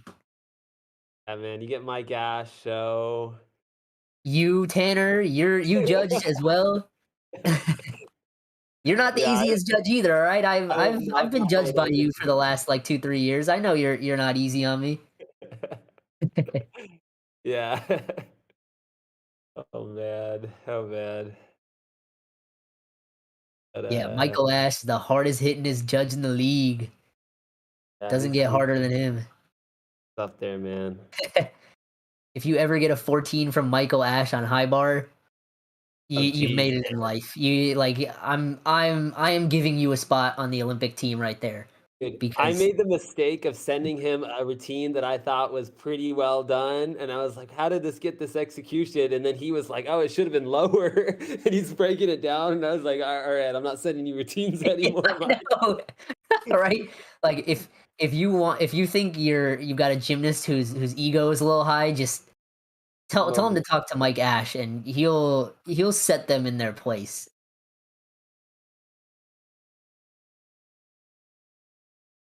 oh man. Ah, that's right. Yeah, Jake, you guys have done the Big Ten regular season stuff since the last like 3 or 4 years now, right? So you're not gonna you probably won't make it out here very often. Uh, I guess I say here, but I'm on the East Coast right now. You're out But yeah, east right now? you You're won't not in make it out to California? the West Coast very often. Gosh, you're out in the east again? You're not in California right now? Actually, about 24 hours from now, I will be in California. Okay, so But temporary. I am home in New Jersey right now. Okay, nice. So cool we can do this from all over the country. Yeah, the power of technology, right? Yeah, I'm down here in Texas at the Woga meet. You're out in New Jersey, and this is I know. happening in California. We've got 3 time zones represented here. We just need someone to call in from Mountain Time Zone, and we got them all. So, Alright, so we'll have the Stanford team on vault. We'll okay, have what are we gonna see on vault, by the way, Akash? Sorry to cut you off. oh, yeah. Well, we'll see. I'm expecting a what? Yurchenko half on, possibly double full off from or possibly Randy, possibly double full off from Taylor Burkhart. Although Okay. he's not even in this lineup. He's part of that exhibition group. So we won't even see that. Well, here, Brian Perla, we saw he's going right. He just did that cause half to warm up. He'll do a cause 1.5. We will Okay. get Curran Phillips for sure doing Yurchenko 2.5 because I mean he has the highest score in the NCAA right now on vault with that stuck 2.5 from last weekend. Okay. I bet we'll see Zach Martin if he's in this lineup. I'm not positive he is because again, there's those exhibition spots. But he's second best he has the second highest score in the country, single score, with the 15-1 from his stick last week. So possibly Zach. Um, we'll see Coy do a Randy. We'll see Colt do a Randy. I don't know where Riley is. He was doing Randy's last year, but recently he's just been doing Rudy's. I don't know if that's because he was sick and had to take some time off, or maybe he's a little injured, or they're just we're keeping him safe a little bit so he doesn't have to. 'Cause the Randy's very hard vault, like so just not having him go too hard on that. Yeah. We could see some five sixes there. Oh yeah, I'm thinking at least 2. Oh, Oh man, that was the there's the five first six. one. There's that Randy from Riley. Oh man. Just under rotates. Looks like his landing was not great, so he might have to sit out for a bit. It looks like Yeah, he's kind of hobbling off. looks like he had an extra mat down, which might have helped him a bit there too to Yeah. save some of that ball, that crash. Yeah. Can't see peril bars too well. Yeah, But I'm trying to see if Aiden started. yeah, I don't know if I think I saw someone on peril bars, but I wasn't sure if that was still part of the one touch or not. Not sure. And Riley's score just came in. 13 through 5-5. About a Yeah. little over 2 points off. From a 5-6. So about a point off, and then another point off in execution. That's about right. So it's not going to be the crazy big vault score we saw last week from Stanford, but I could still see some big vaults coming up. Colt Walker with this Randy. Wow. Keeps it up. A little bit under twisted, maybe? I couldn't exactly tell, but he's got some crazy pop off that board and then off that table. Just throws it up there and wraps that twist. Those are two of the biggest vaults being done in the NCAA right now. Yeah. Oh, yeah. And if Coy's in this lineup, it looks like he is after Curran, we're going to see one that could even be better than those 2 Randys we just saw. That's unreal. That's big. Yeah. They've definitely gone the route of the Randy, though, kind of away from the cause style vault. Yeah, and so I think Coy figured out the Randy while he was in juniors, so he's been on that Randy for a while. Yeah. It looks like Aiden. I think he's actually going up on parallel bars. So Yeah. let's take a look This at is him. good.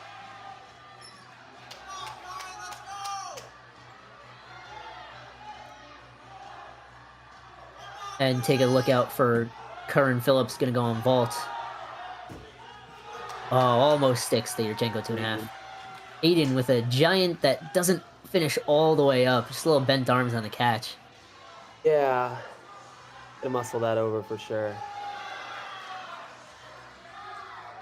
Huey. Support. Go.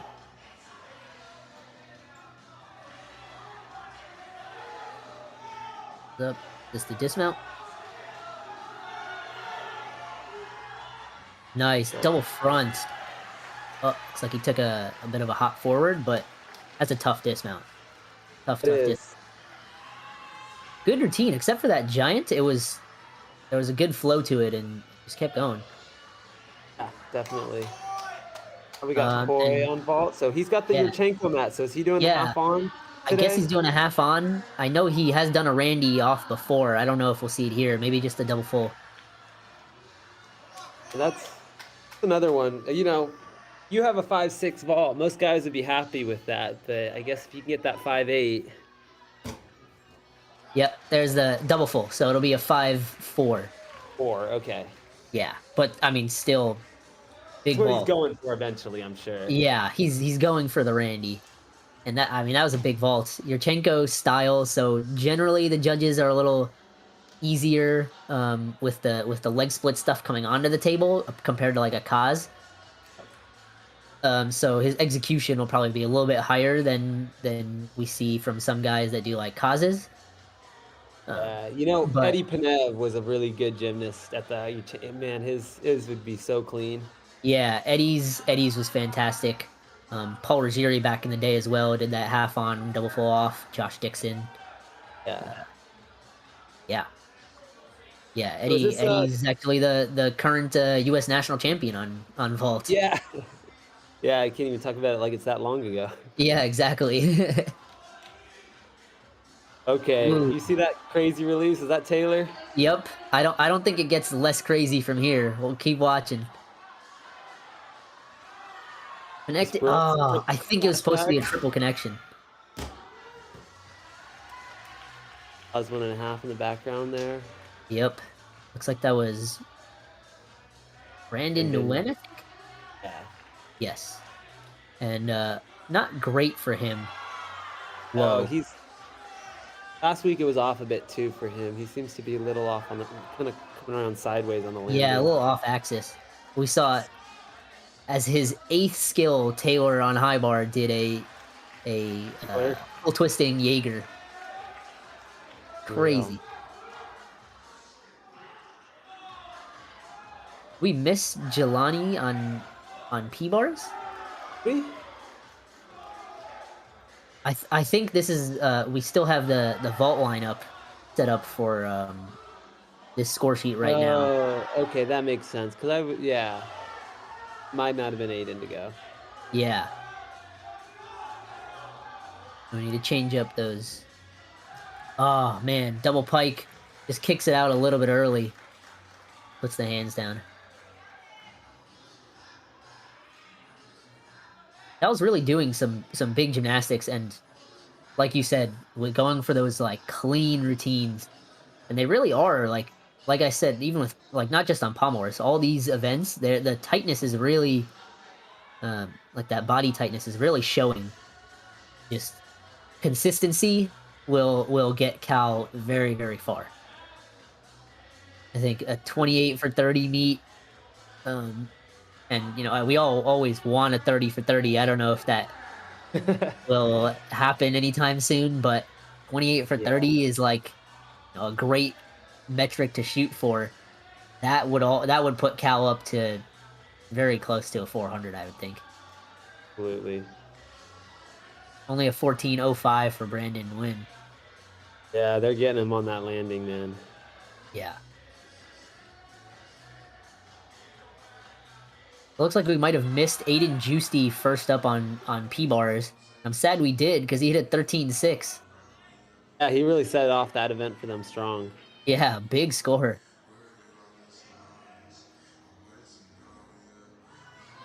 Okay, got Yeah. the in-bar endo there. Yeah, those are all upgraded this year. Pike's Endo and Pike's Stalder. They're both C's. Except you can't do them any combinations for the upgrade. So a like Piked Piatti would, or like a Piked Stalder Piatti would not upgrade the Piatti. Saw the same with Stalder Revolko. If you do, Yeah, I don't like that. they didn't want to give an F, I guess. Yeah, I don't really like that. Cal up on P-bars, really nice Hanma to start. Beautiful Healy out of that.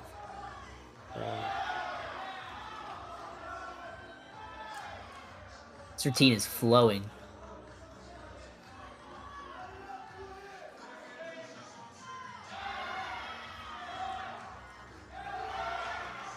Pops the Stutz right up to the handstand. Peach support. L press.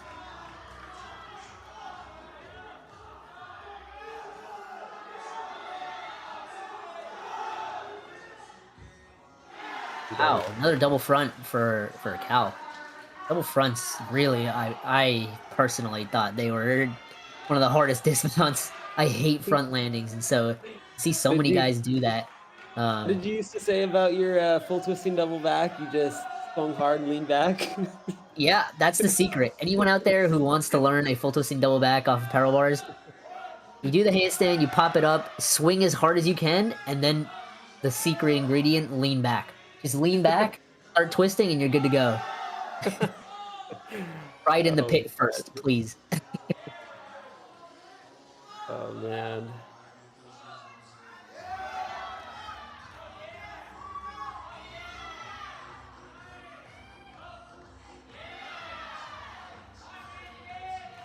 No.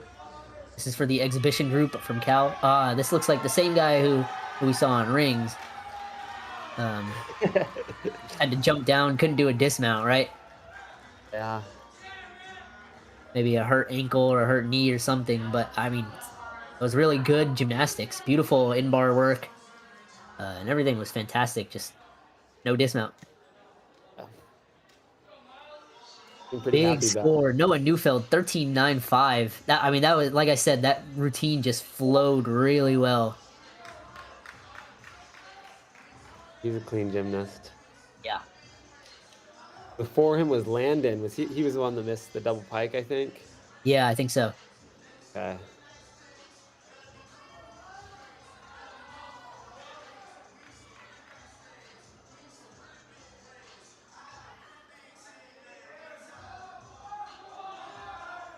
Miles finishing it off for Cal.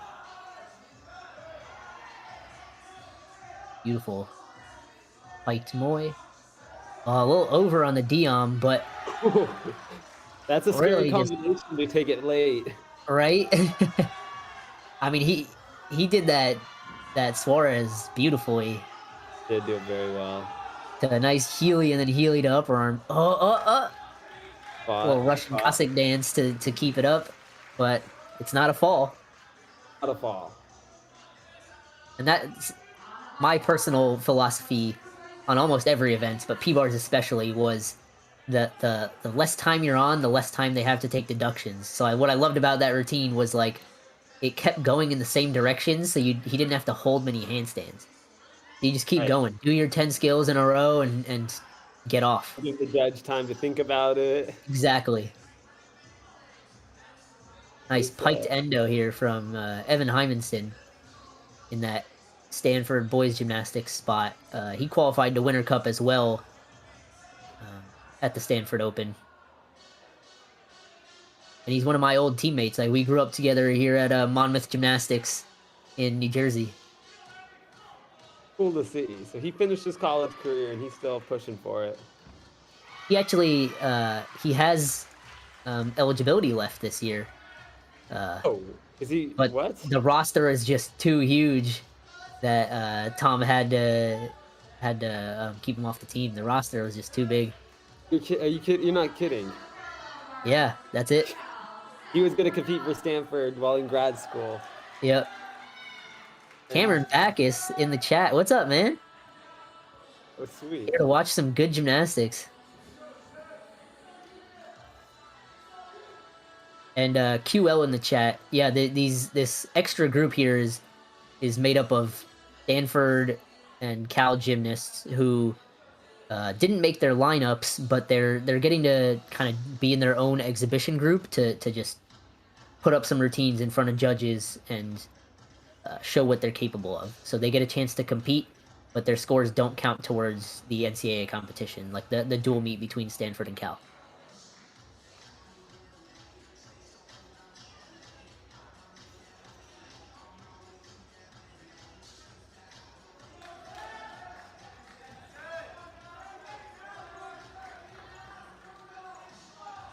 Got another on P-bars right now? Yep.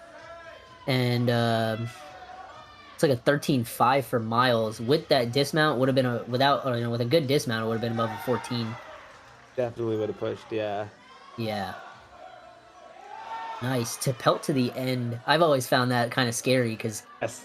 you go a little too far, or you're flying off the end of the P-bars. Nice. There's that flow again. Giant immediately to the Moy. Little bit short on the Stutz. He has to do a front uprise to keep it going back up to the handstand.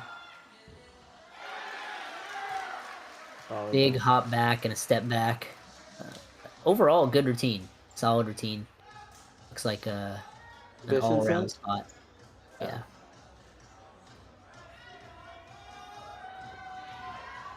Really pretty solid rotation from Cal. Yeah. Good rotation from both teams. Just that miss from Riley on that first vault, and looks like that double pike miss for Landon were the two major errors for both teams. Actually good to see. It looks like there's a bit of people too able to come to Stanford and watch. Yeah, Stanford. I believe about 2 weeks ago, maybe 2 or 3 weeks ago, they changed their attendance policy. So I think all you have to do is show proof of vaccination and I think mask up. Yeah. Which is nice. Competing in an empty crowd is not fun. No.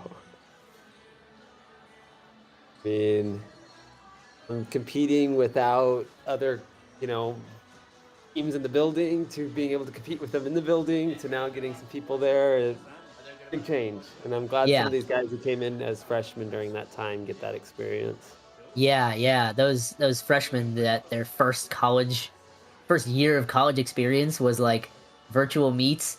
As awesome as it was that we were able to get that going, and seriously, Verdius was like so influential in that. Yes. Basically saved the collegiate season last year, but it's not like being in person. Right. I like this. I like being able to commentate and be able to they still get this opportunity. Oh yeah, absolutely. Absolutely.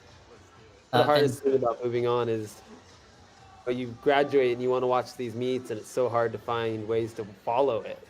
Yep. So. Yeah, and Verdius has really put together like a perfect way to watch and give you everything that you want to look at. You've got both the feed for both teams going on. You've got the scores and lineups and all those numbers that you want going on. Leaderboard showing who's, with the rankings and you can sort by the scores, by the teams, all that stuff. It's seriously a wonder like just such a big help to the men's gymnastics community. I'd agree more. Yeah. Looks like the 2-minute one touch has started. And I'm excited to see big stuff from Cal on high bar and big stuff from Stanford on P-bars. Stanford's got one of the biggest P-bar lineups, and Cal has an incredible high bar lineup. So yeah, absolutely. Big releases. I've noticed Cal has been doing a lot of the like flying giants. Yes. We'll see. Yeah. I am not a big fan of those when they are done not well. Yeah. So Yeah, I think when it does no some rise. from what I remember, some guys really do show it off and pop Yes. it up there, and we'll see. We'll see which ones do the little wimpy like just release the catch, and which Yeah, ones exactly. really pop it up and show that off. Yeah, and I like this view. I like being able to see P bars and high bar in the same video. Yeah, yeah, this is fantastic. Get a full view of everything that's going on. Nice placement for vault. Plus we got high bar and P bars right here in front of us. Oh man, I'm looking at this P bars lineup. Yeah. We have Curran Phillips up first. The first guy up is the hardest routine in the whole NCAA. That's Honestly, pretty dude, a insane. 6'7" is one of the higher ones in the world. Not Oh just yeah, NCAA. absolutely. I think the silver and bronze medalists at the Olympics were a 6'7" start value. Yeah. So that just gives you a taste of the power of Stanford's P bars lineup, and just shows you like how good the NCAA is this year. We have talent that's literally good enough to be not just in an Olympic final, but in an Olympic medal position. And of Yes. course, we actually have a world medalist here competing. Yes, we do. Yeah. It's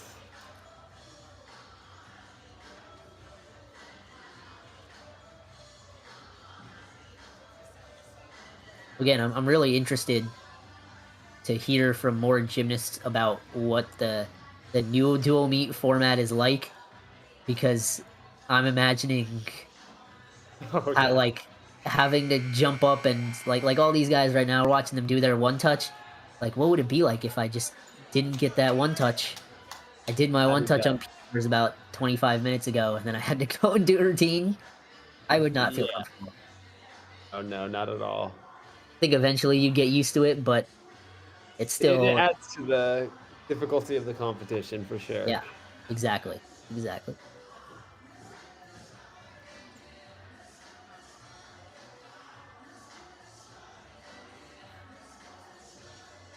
But it is noticeable that the meet does run a bit slower because there's a lot of kind of that lag with everyone has to move to the event. Okay, we have to wait for everyone to kind of get ready for the one touch.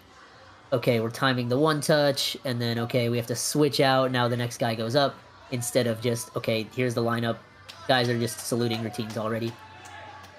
So it would be nice to kind of find a happy medium where a one touch maybe still be possible, and we get to keep the head-to-head format with things moving fast. Yeah, and I'm sure with more time they'll get this system down the way they want to.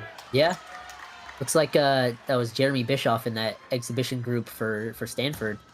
Nice Yurchenko double full. He actually learned the Yurchenko style vaults this past I was summer. just about to say I don't remember him doing Yurchenko's as a junior. Yeah, as soon as, like I said, he was at the U.S. Championships, and as soon as he did, as soon as we came back from that, he started grinding on the Yurchenko stuff. Impressive. And That's let's watch not an easy Curran vault on to learn. P-bars. This is Okay. world class. Thank you. Scoots. Coots. I'll get. Huh, this is not Curran. Don't think this is either. Is this Brody? This is Brody. Yeah. It looks like Brody's gymnastics. Yes, this is definitely his routine. So far, no upgrades. Let's see if he has decided to upgrade anything. Actually, a downgrade since he's not doing the Malone anymore. There's the upgrade. Can't believe The and a quarter.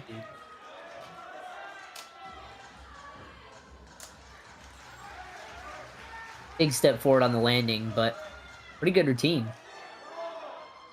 Yeah, he's a top P-bar worker for sure. Yeah, absolutely. I was looking at the lineup wrong. Kern Phillips is not the first one up. Kern's third up. Yeah. We got. This is Aiden on high bar. Winding up for that dismount.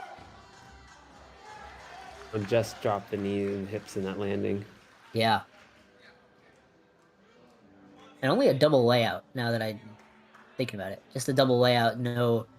So he doesn't get the full element group value there. Only 3 out of the 5. And since he did a C instead of the D.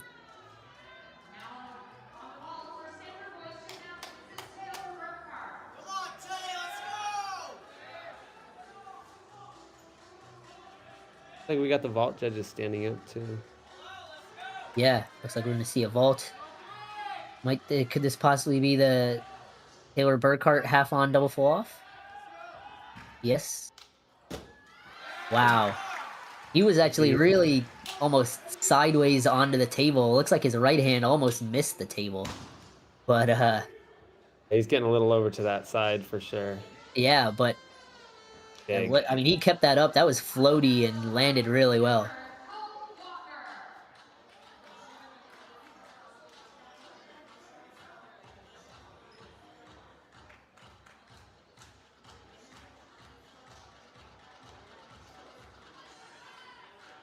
We're waiting for scores on P-bars and high bar before we get the next guys up. I believe Colt Walker is up next on parallel bars, and he has been working on that giant Makut's that you said you saw from Ewell. Yeah, we're gonna see it. I'm not sure. It's the consistency, how consistent it is in routine. I don't think Tom would let him put that in if it wasn't up to 90 to 95% consistency yet. Right. Now, he wasn't even in P-bar finals, if I remember correctly, for Stanford last year at NCAAs. Yeah, he was not. And then 2 months later, yes, 2 months later, he ends up bronze medalist at the U.S. Championships on parallel bars. That's crazy. Yeah. Great Hanma to start. And on high bar, big Yamawaki to start, downgraded to a C. Which is what we were talking about earlier. It's, it kept all the way they were judging it, and now they're going to downgrade it. Oh, he went for the giant Makut's.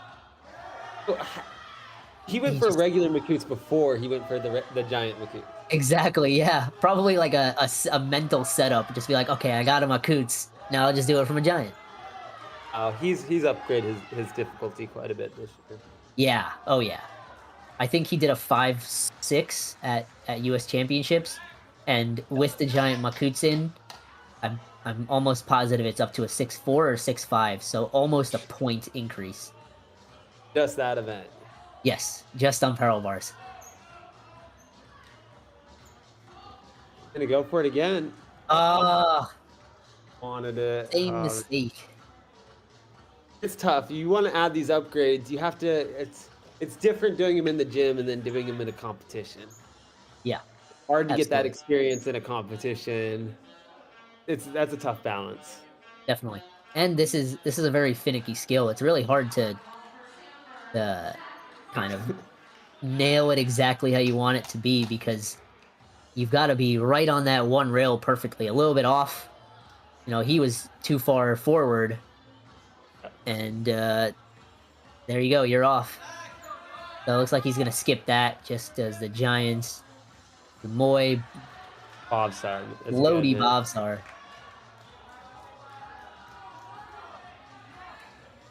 Belt back to the middle.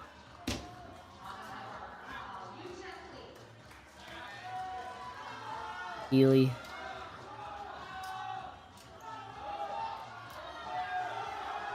Finish it off here with a double front. Ooh, big steps on the landing. So a little disappointing for Colt. But, did you see the little, the flying giant over there on high bar? Your favorite, man. Not how I would have wanted to see it. Yeah. Let's lay out half enough out. But it's a long hang skill that's not going to really get an angle deduction. So honestly, like, it's a great way to play the system and play the game. Yes. because judges, I don't care what turning skill you do, judges will find a way to deduct 1 to 3/10 on a blind change or a pirouette because it's a turning skill. Yeah. The high bar judges will have no mercy. Very high standards for sure. Yeah. Got to find ways around it. Yeah, and the flying giant is a pretty good way to do it. Yes. I remember when they were first hitting the Zoliman, like short turning deductions and rushing some of them for like 3 or 5/10 deductions, and it was like, wait a minute, a single one-arm giant for a B is held Yeah. at a much lower standard. Yeah. Exactly. So sometimes, you know, you got to be careful on those turning skills. Yep. All right, here it is. Let's check out Kern Phillips going up on P bars. All right, and simultaneously we'll have Caleb on high bar. Ooh, Caleb's got some big stuff. He's one of my favorite high bar workers. Same here. He's very clean, and this is Oh, there it is. I keep jinxing him. I just keep jinxing these Cal guys. man, a gosh. Come on now. That was a huge Coleman. Too It really huge. He was. pulled it too far out. Yeah, when he dragged the bar at the bottom, he just pulled it a little too far. Yeah, just held that drag too long, right? Still a 12-1 for Colt Walker on parallel bars with 2 major falls. Missing element group. Or missing, not element, but missing skill. Yeah, an element. Yeah, Jake Bonnet might be right. That's kind of easy judging. All right, Curran here. Okay, Jake.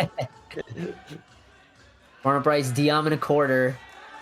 There's an F. So Should be a G, but it's only an F. Warren Bryce Diom is an E. It's really, like, once Curran figured out these skills, he really unlocked a new level of P-bar start value that no one else absolutely. in the US do. He just rocketed up from very good P-bar worker to insane. Right. Nice 1 1/4. This routine is moving. Oh, man, the I cursed him too. The Akash curse. Gosh, curse.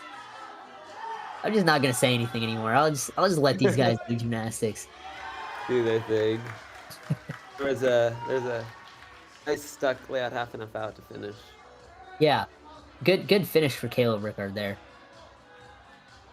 Again, those Tkachevs are some of the floatiest and most aggressive Tkachevs of most guys in the NCAA, and I love watching that. Curran puts it back on, does that Diom and a quarter like it's nothing. Sticks the double front. Really only 1 error there. Unfortunately, it was a major error. That will honestly probably still score in the low 14s just because it's a 16-7 start value. So a low 14 is still like a 7.5 execution. A 1.5 off after the fall. Yeah, exactly, right? Like you take the fall off and he gets 1.5 points off for other execution. And it's still a 14-3. So we'll see what comes of that.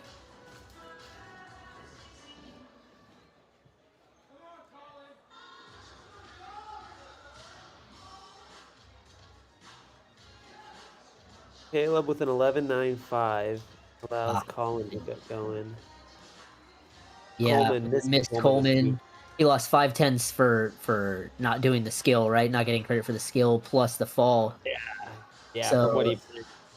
yeah, with that back, if he'd kept that on, probably would have been a mid-13, which is, again, very, very tough to do on a high bar. That's a big score on a high bar.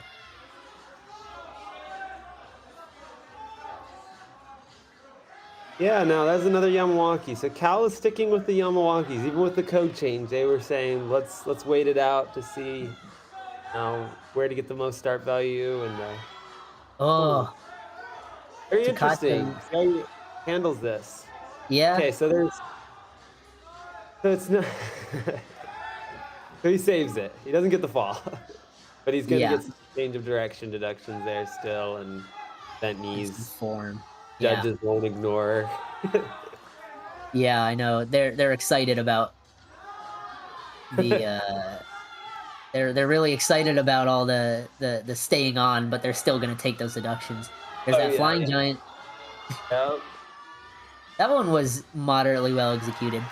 Was he got some flight on it, Yeah. and it looks like the judges there are talking about the flying giant as they wave their arms to the side and Yeah, doing one of these, right? yeah. I figure we're gonna see some more cracking down on that, I have a feeling which too. They're gonna start taking amplitude deduction, and then they're gonna say if you don't catch in a vertical handstand. it's an angle deduction, yeah. Which there's already enough deductions for the judges to take on high bar. Like they don't need to do that. They can just leave it. Like just leave this flying giant as a little cheat code in the long A hang little section for us. B, yeah. All right, who we got here on P bars with the whip Looks it? like Thomas Lee, All right. another guy who does some really tough stuff and at really weird times in his routine. So here, nice double under peach half. You have to turn both hands this way on the one rail to get that E, and then the peach backflip. That is That's crazy, one you man. barely ever see. And into a giant to a bell. I think that was his 7th skill.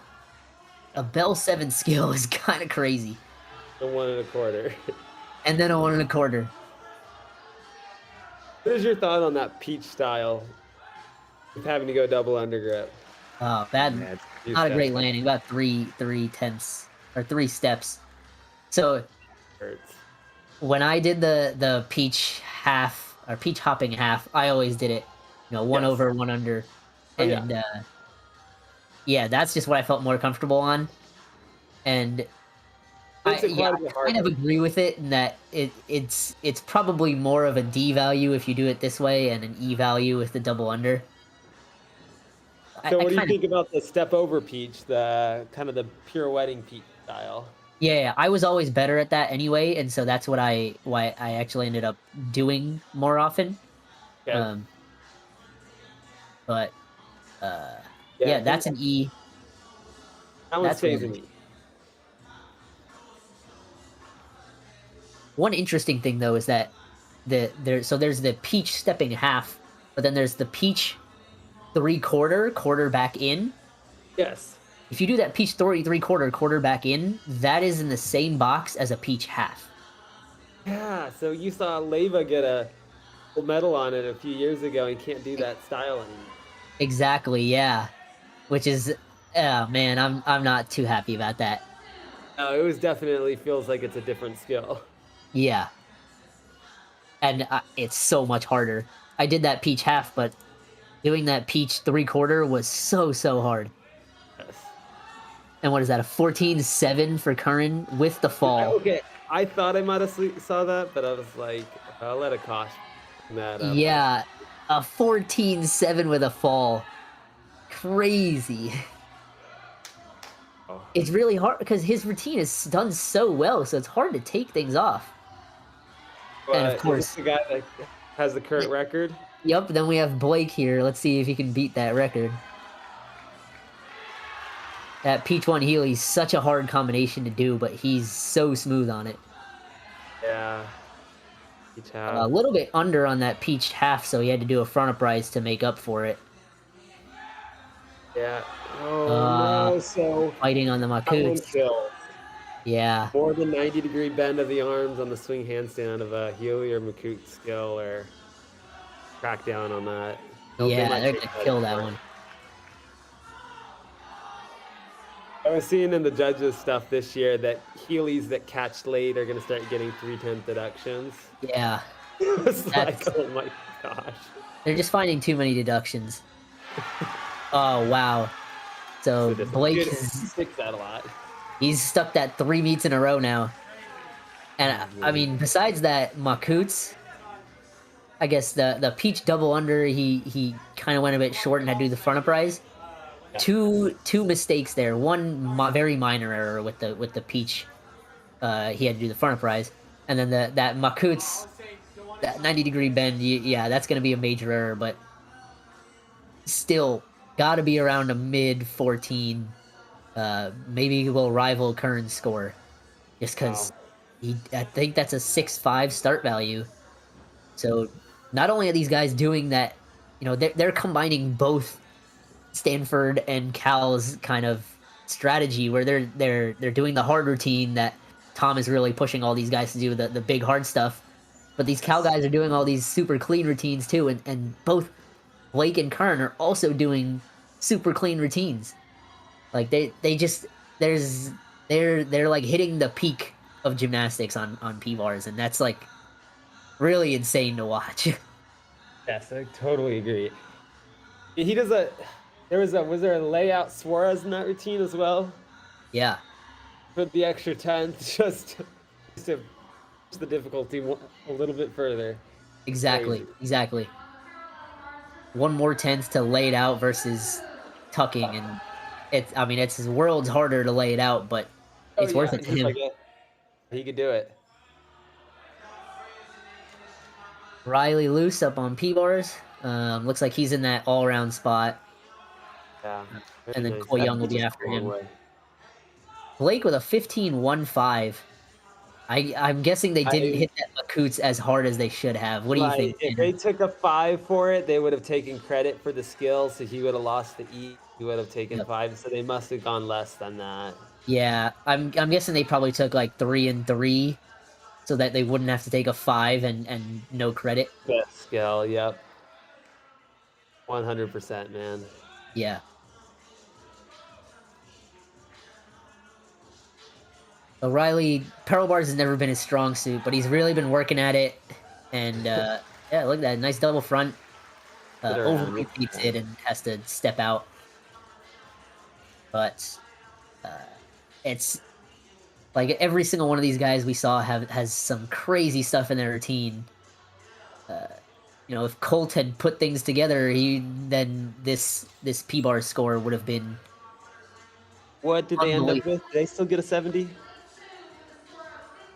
Oh, I think they hit a 70. Looks like a 70.55 with a 12. With a couple falls. Yeah. Absolutely insane P-bars lineup.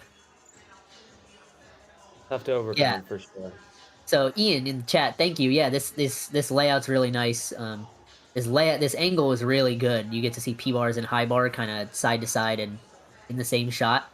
That's really fantastic.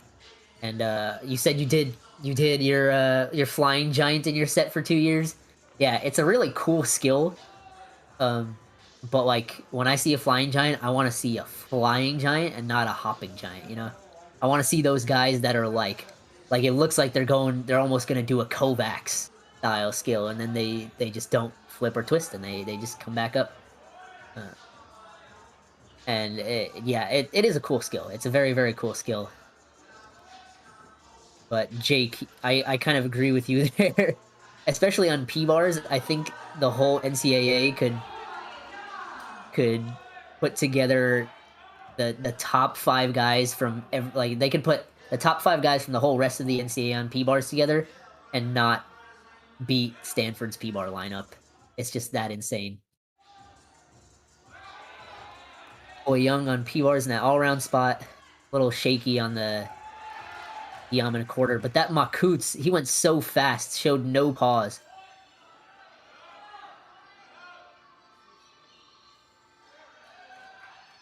Each Moy.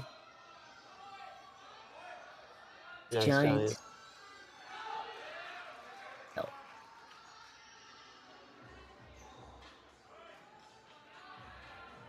Perfect Diom. Handstand to handstand. So solid. I had to take that front uprise check before the double pike. Double pike open too, just a little too over rotated. Yeah, it looks like almost all of the Stanford guys, besides Blake, their landings really were not that good. It wasn't even like they were just like 1/10 landing deductions. They almost all had at least like a wide hop, if not multiple steps or hops. Yes, something Tom's, I'm sure, going to go back and have to work with Oh, leading yeah. into championship. I mean, regardless of how good they are on P-bars, like, you need a stick. That just the momentum that sticking builds and, like, the way the judges start seeing you as a team is it makes a big difference, and these guys are gonna go from scoring a 71 to seriously possibly being able to score up to, like, a 73. I agree. I definitely agree. They're going to Yeah. put that P-bar lineup together the way they're capable of. It could be the best 5-man P-bar lineups we'll see in a long time. Yeah. Sherry Rose in the chat asks who I'm talking with. You wanna Oh, introduce yourself real quick, Tanner? sure. My name's Tanner Dowell. I was Cal alumni, graduated back in 2017, and coached a number of years afterwards and still coaching, and I'm currently in medical school. Yeah. What year are you in medical school now? Finishing up my second year. Second year, that's right, that's right. Stuff, man. Who's this on P-bars? It looks like Ian Gunther. Is he also in the all-around spot? Do we have 3 all-around spots? Ian never competing as part of the team rotation? Has he always been out of the lineup with Taylor? No. He's been He competed on pommel, didn't he? competed on pommel horse and rings. So wait a minute. He can't.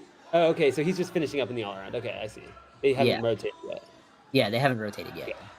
Thank But you. I'm maybe some rules have changed, but I know at least when I was a gymnast. Let's check out his dismount. Oh, he does that Yeah. Roethlisberger dismount, which I don't think I've seen anyone in the world do that recently. Oh, it's definitely uncommon. He does it very well. Yeah, named after John Roethlisberger, who was one of the best American gymnasts of all time. He was on Olympic teams back in the late '90s and into 2000. Yeah. Yeah, I don't think Still a anybody's done it D-value since system. then, honestly. Still a D, and I think I've seen some guys train it with a full twist out, man. I think that's possible. Yeah, I've helped Ian try to figure that out a bit because it's kind of similar to my my full twisting double back that I do off P-bars. Yeah, you would. So Yeah, definitely. I was trying to help him out to get that in because if he could put that together and get that as a new skill, that'd be crazy cool.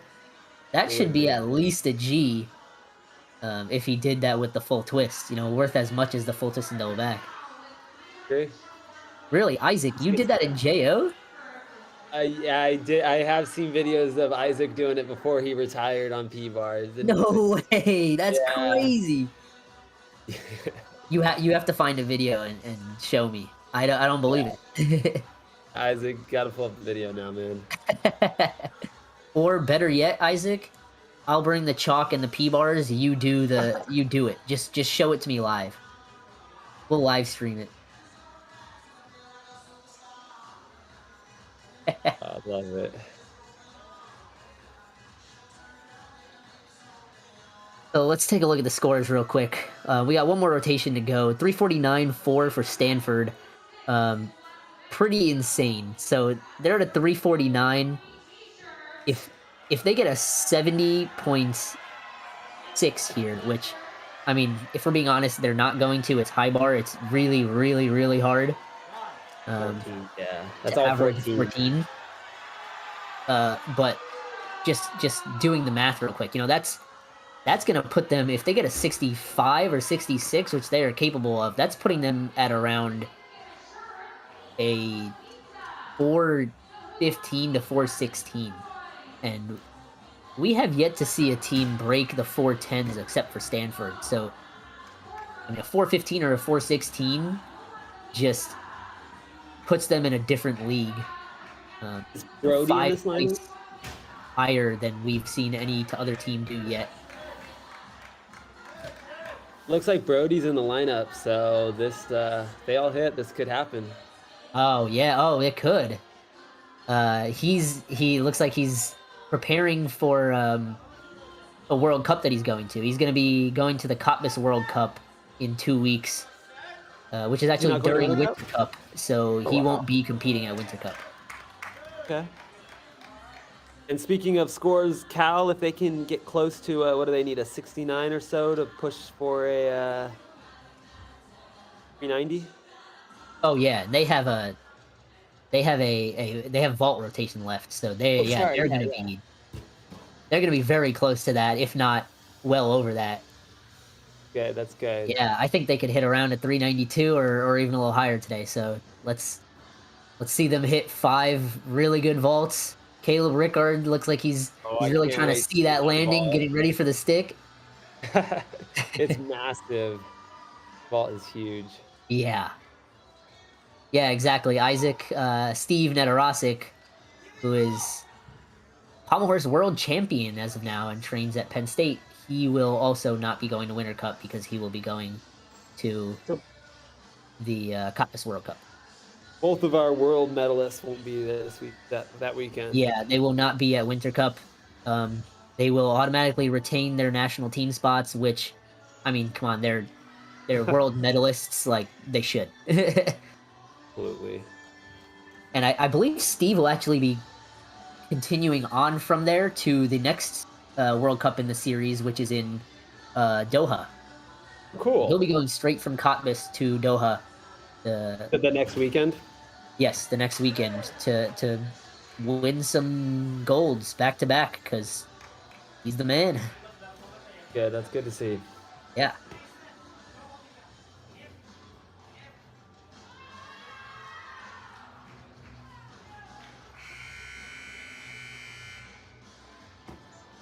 So what are we going to see from Cal on vault here? I know Caleb's doing a cos 1.5.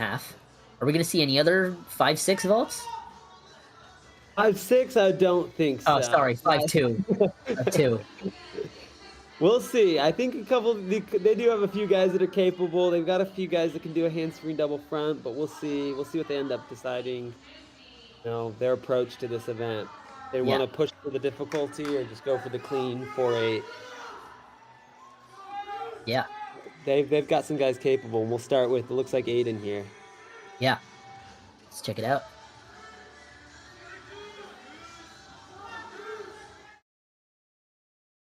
And Aiden's been first up in the lineup a lot. He's just a solid rock for Cal. He's really taken that. That's huge for a guy to sit there and be able to take first up lineup on every event, set the tone. Yeah. So important for a team, and definitely. And it takes a lot of selflessness because the first guy up generally gets scored the hardest. The scoring generally just gets easier as you go down the lineup. So he's doing it for the team. Player for sure. We got looks like Brandon win on high bar in the background. Yep.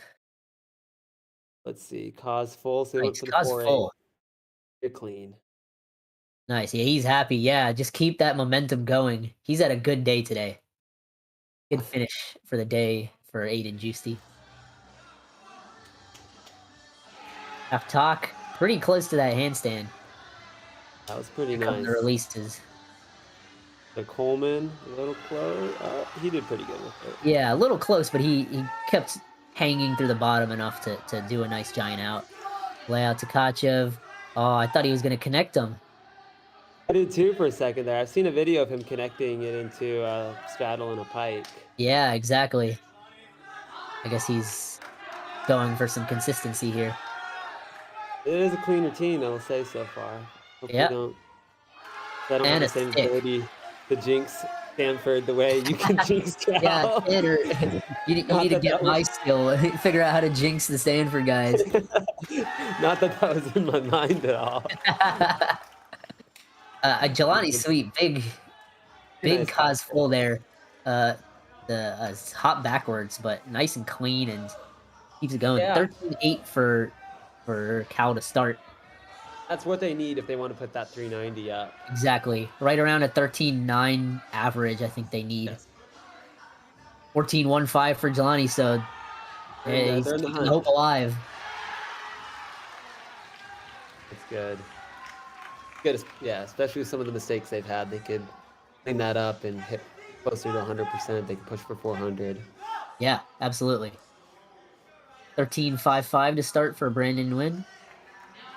Good. I think that'll be his best score of the year. Yeah, that's pretty big so far.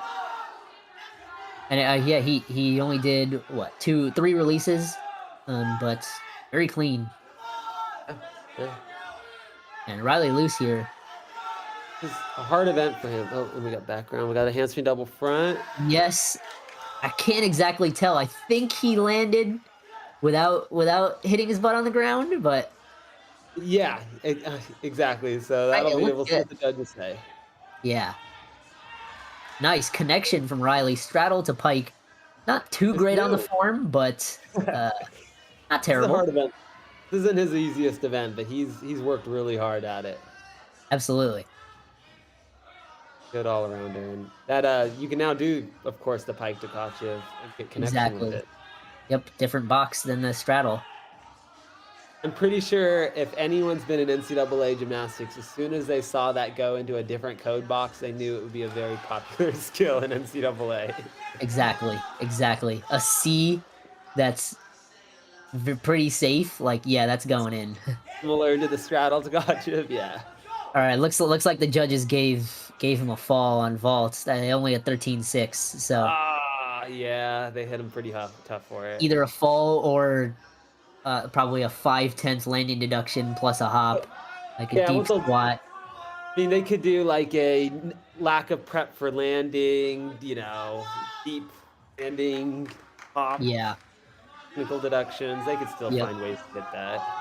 I know. Considering how short vault is, like maybe a second and a half worth of stuff, they can take off so much. Yeah, nice cause roll there for Miles. Miles, yeah.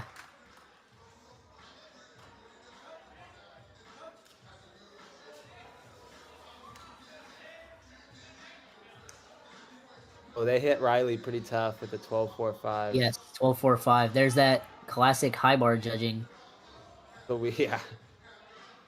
now we go to Curran, who currently, like you said, is only doing T-bars, but he at Winter Cup, but he's also a pretty great high bar gymnast as well as vault. His vault and high bar are also fantastic. If he puts everything together here, I think he does 5 releases, and he should be at a high 5 start value. All right, and watch out for Caleb Rickard, also gonna finish up for Cal on vaults. One of my favorite vaults. He hits this, he can help him get over that number. Yeah.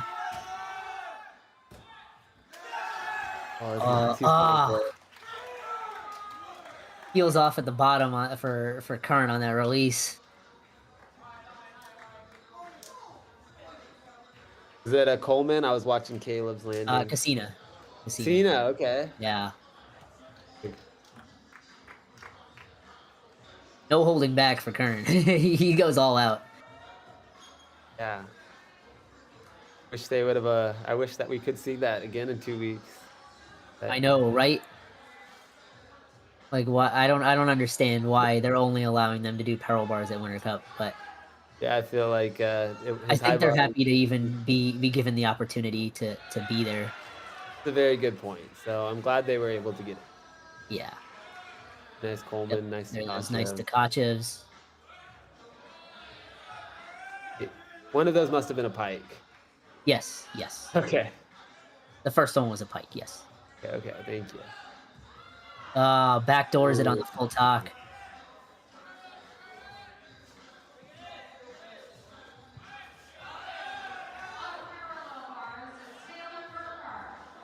Product of trying to be too perfect, getting that handstand. Yeah. It was a nice flying. I like that flying jump. Yeah, that was pretty good. Okay.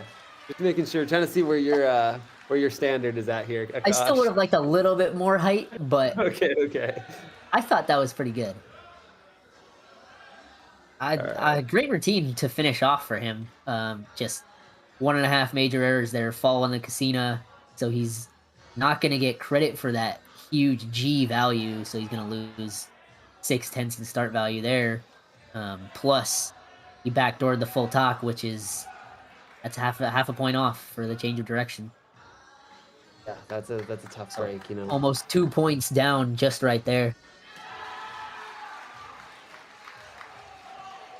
And looks like Cal finishes off easily above the 390s. Oh, yeah. 391.3. Yeah, Caleb crushed it. Yeah, beautiful vault by him. Just a slight hop back. He really was going for that stick. He went Yeah, too hard for the stick. done it too often. And That's it. I really want to see him do a cos double full. I have no doubt he could do it. Just Oh, the yeah. power he has is huge. So, Caleb, if you're listening to this, please work that cos double. Put it in there. All right, who do we have here? Worlds. You see the little head rub right there? That's the I'm looking for signature it. from Brody Malone.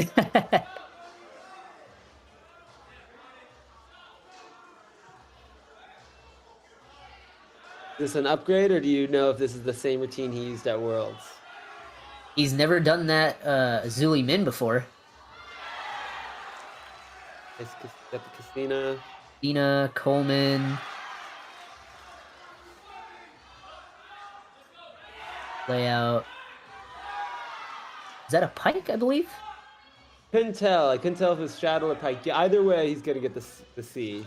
Yeah. So it's Besides, gonna be he's gonna do another one. it's gonna be downgraded a little bit late on that half talk. But again, I mean, I'm judging as though this is a world routine right here, like a World Cup or World Championship routine. That's gonna score pretty well. Yeah, that's gonna score fantastically. Definitely the highest score of the NCAA so far, I think, right there. We just saw it. Yeah, I mean, I guess when you put it that way, you're right. That's probably the highest scoring high bar routine Yeah. the year. Yeah. I think so far the highest score is like a 14.45 from one of the Tyndalls from Ohio State. And really a fantastic he's easily That's deserved incredible. that 14.45, but Brody is on another level. Yeah. So interesting there. He did a Zuli Min there. It's new, right? I've never seen that before. But last quad he was doing the lay to the straddle half. Can't do the straddle half, so it looks like he replaced it with a pike or a straddle. Right. And then he was also doing a lay half to Kachev, which Might have replaced with that Zuliman. no, because he was doing a quast before, and I don't think did he end with a quast there? I must have I missed don't it. remember seeing a quast there. Yeah. So my guess is he has another skill that he plans on doing, but he hasn't competed high bar yet, so Okay. we're waiting for or he's kind of waiting to kind of build up to that full routine. What is that? Only a 14.3, really? All right, Jake Bonnet, if you're still in the chat, there it is, the West Coast judging. I take it back. West Coast judging, I said earlier, might be a little easy. No, it is hard. Yeah. That's pretty tough judging. I was just about to say, like, for only 7/10 more than what Brandon put up, or 7.5 tenths, that's a lot harder. Yeah, a lot harder, and it was very, very well executed. The Casino had a slight break, and maybe the half talk was a little bit past the handstand. Yeah. Now this is Bittner. He got hurt last year, didn't he? He did. He tore his ACL, but he came back and he's been killing it on high bar this year. And a lot of the reason is that those in-bar skills. Pike Stalter, regular Stalter to Higgins, and then Endo from L Grip. No, Nice. Yeah, beautiful stuck dismount. Great way to finish off the meet for Stanford. They might push a 4:15, you'd say? I think so. Looks like they're at a 4:02 right now. I expect that to be like a mid 13.6 or so. Okay. So I think they're going to hit around a mid 4:15. Would be the new top NCAA. Yes. Only beating their previous 4:12 from last week. I think before that, the previous high was... can't remember if Nebraska broke a 4:10 at their previous meet last week. Definitely could have been Nebraska. They've got a great team. Yeah, they have the next highest team score, but I can't remember if it's a high 409 or a low 410. Regardless, they're going to be about 5 points lower than what we'll see Stanford get here. Unless, who knows, maybe this judging is harder than I thought, and the Bittner is gonna. It's around what I thought. 13-3-5. Yeah, I mean, Stanford ends with a 4-15-3-5. Big scores. We're still waiting on Coy Young and Colt Walker to finish up in the all-around. And I didn't see Ian go, so we might actually have Ian going as well at the end. I'm not positive. We'll see. We'll find out soon. He's doing the too still. And the in-bar mount up. Yeah, the in-bar mount up is pretty hard. The kipping piked endo. Yeah. Very tough. Oh, okay. Got a Rebalco looked almost like stepped.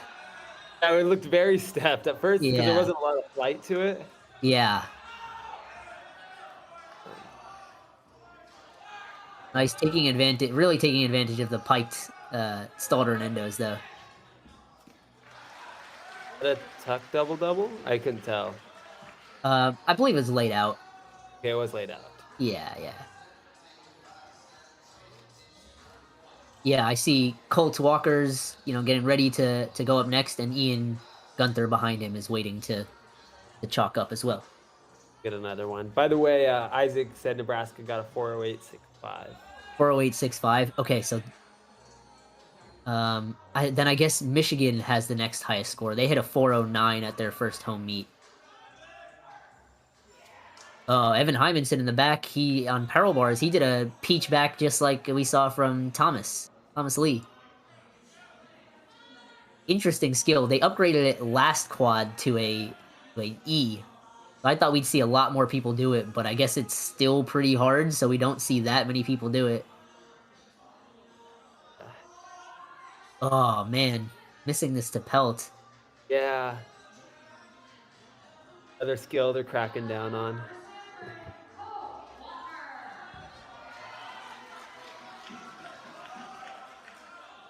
Pretty good routine to finish off for him.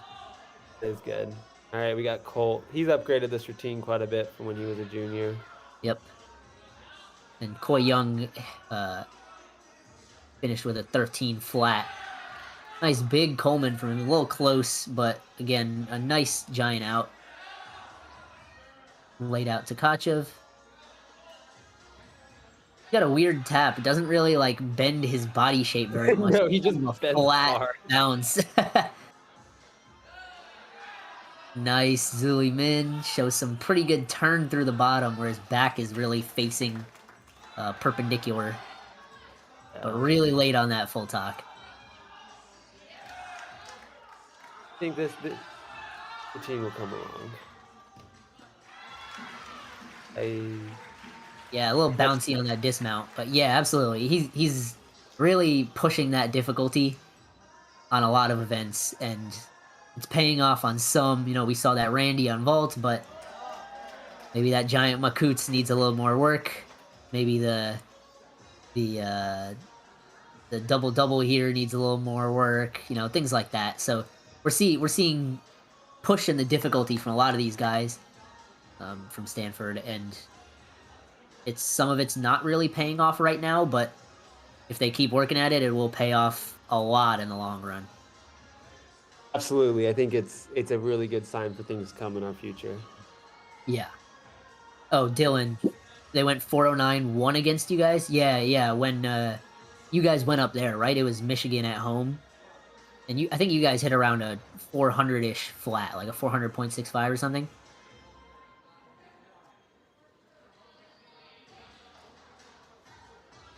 Yeah, Peter.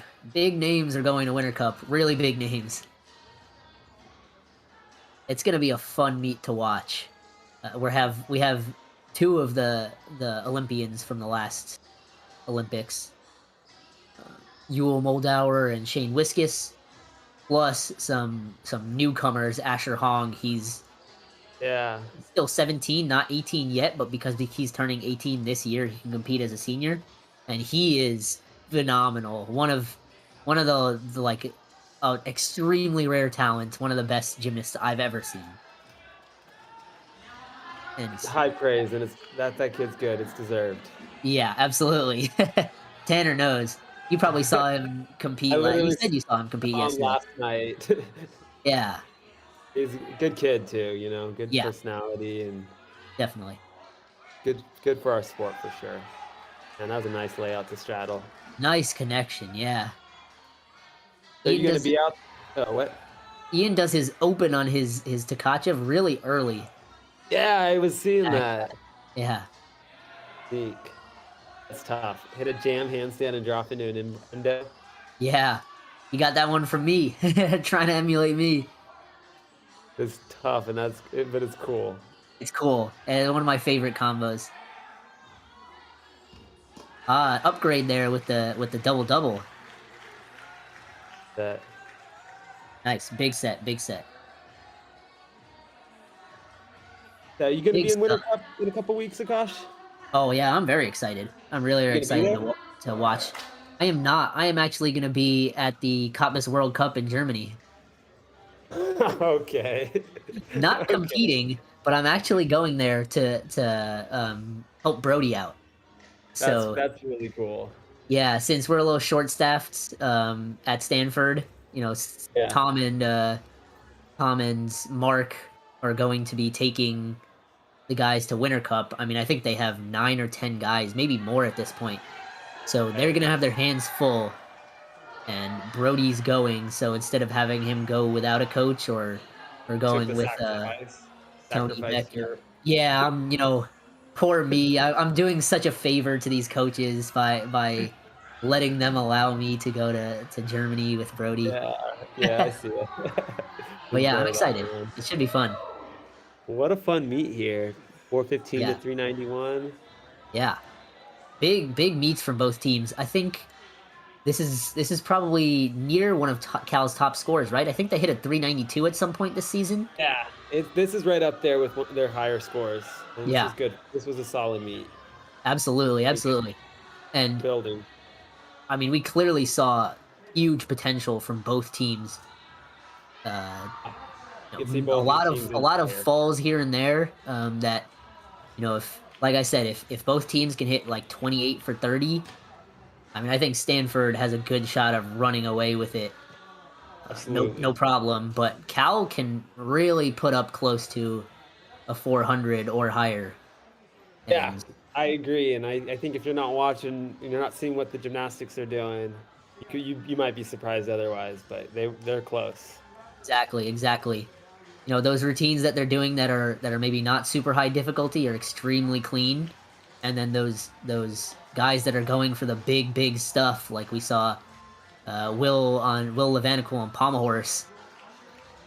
He's got a few deductions here and there, but as he gets more consistent and just cleaner on there, he's going to be putting up big scores there. So we're going to be seeing even scores across the board for Cal, and some of these routines here and there that are big scores, leading to just great average scores all across the board. Yeah. I'm excited for the rest of the season, and considering this is still only mid-February, um, there's Absolutely. still about a month and a half left till the MPSF championships, which we will see in this gym itself, Burnham Pavilion at Stanford, where teams really want to be in the best shape um, to set themselves up for a fantastic NCAA championships and make a push for the title for Stanford and for making the team finals and even pushing up into the podium for Cal. Yeah, definitely. And it's cool we get to see them a month and a half ahead of that. Yeah, absolutely. Uh, let's see if we can take a look at the leaderboards real quick.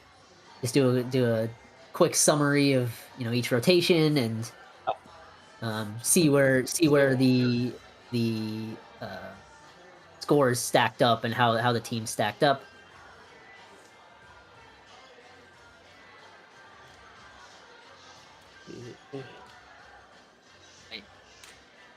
Let's see. Well, there was actually a lot of all-rounders. I think Stanford itself had like what, 3 or 4. Okay. And then probably Cal they probably had Noah Neufeld compete all around, right? Since he is Yeah. practicing for Winter Cup. I would imagine they'd want to have him go through a full. And he usually, I mean, he's such a solid competitor for Cal. The only time he doesn't compete is on vault. He has a little bit lower of a start value, but Yeah. Yeah. otherwise, he's needed everywhere for them. Yeah. You know, He's so solid across the board, and I mean, it they showed can't. because he was able to, um, not just qualify, but, like, excel at the Stanford Open to be able to make it to Winter Cup, and, Yes. I'm excited to see how he really represents and shows off, his school and what they're capable of. I'm here. I'm here. So what do we got? Okay, so we got our all around. It looks like coming up. Yep. Man, Koi. Yeah. Coy Young finishing with an 82.75, and That that is is with big. his 2 falls, or no, he had the major fall on a pommel horse with the Yes. dismount there, right? Yep. And so I mean, if he can push into high 83s, 84s, that's Yeah, that's definitely one of that's the top pushing for four. top 3 all around at the NCAA finals. Yeah. Nice, big stuff. And then we've got Colt Walker. It looks like nice, good for Colt. He's a sophomore, and he's been working hard. And even though we saw those Two 2 falls falls on. on P bars, he's still coming in second. Did Um, he make a mistake on floor that was pretty significant too, if I remember correct? Was floor good with him? I think it was good. I don't think Okay, he so it had a was just major. T-bars that he had an issue. Okay. Yes, I think he had some small issues here and there, but nothing It wasn't a major. fall. Yeah, Okay. besides P bars, nothing major. And there was 81. that McCulloch that he did on Pommel Horse that the judges probably gave him only 3 off for the pause, but I'm Well, not the positive. judges were behind him, so harder to see that front support when Exactly. on that And land. that's something that gymnasts keep in mind. Like, whenever I did my pommel horse routine, I made sure the judges were on my left side so they couldn't see me slightly bend my knees on the right side of my Magyar. Uh, Too funny, It's yeah. not cheating, it's just you're playing the game. Strategy. And then Riley Riley also. Luce coming in with a 81.35, just 1/10 behind Colt. Look So, at some very of good those stuff. start values. 31.5, 33.2, 32.9. They're big. Yeah, very big, very, very big. And I think what we really wanna see is these guys start pushing up into the 35s, Yeah. because last year as we were talking about, Tom's really trying to push for these guys to be able to make a push for the Olympics, and not just make the Olympic team, but beat out the other countries. And we saw most of the other countries and the big all-rounders were around a 30 mid 35 to a low 36 start value. So, these guys have got to start pushing and start hitting some at least 34s now so they can progress up to that 35 or 36 and really make a push for it uh, as the quad continues. I'm not sure if Ian Gunther's scores have come in properly yet, because he also did all around, but it's showing here he has a 39.15. Um, I think since he was so low in those lineups, It might not have counted into the it might system. not have counted. Yeah, he might have been an exhibition routine here and there, because I did think about this. I think it was maybe P bars, um, Yeah. where he was third. He was the third extra guy, and I didn't know if the rules had changed over the years or what, but I do remember that when I was a gymnast, you could only have 2 extra guys go an all-around spot on per Yes. event. So, I'm guessing, he was just an exhibition spot, so maybe, he Not got a sure. score and he knows what the scores are, so he can count it up and do the all-around tally, but his scores, did not count towards this actual meet. Um, Yeah. so they wouldn't show up on these leaderboards. But Yeah, good stuff in the all around. Miles Lee, he only did 5 events and put up a 66.85, so Oh, yeah. if he wanted to do all around there, if he was, in that if he, let's say, even got like a 13 on pommel horse, he would have been only about a point off of Riley Luce, for that all around spot. So Cal's really not that far behind in all around, and just generally. Not at Um, all. yeah, really big stuff. Let's check out floor. Let's just check out the rankings for each event and see how these scores stacked up. Wow, looks like Stanford is taking the top 5 spots. They really had a stellar floor lineup. Um, and Did, then and Perla with the Miles stick Lee gets and the Tyler win. Schmizu put up those 2 big scores for Cal as well. Yeah, you mentioned that execution score for Tyler, 915 is incredible. Only one Huge, of yeah.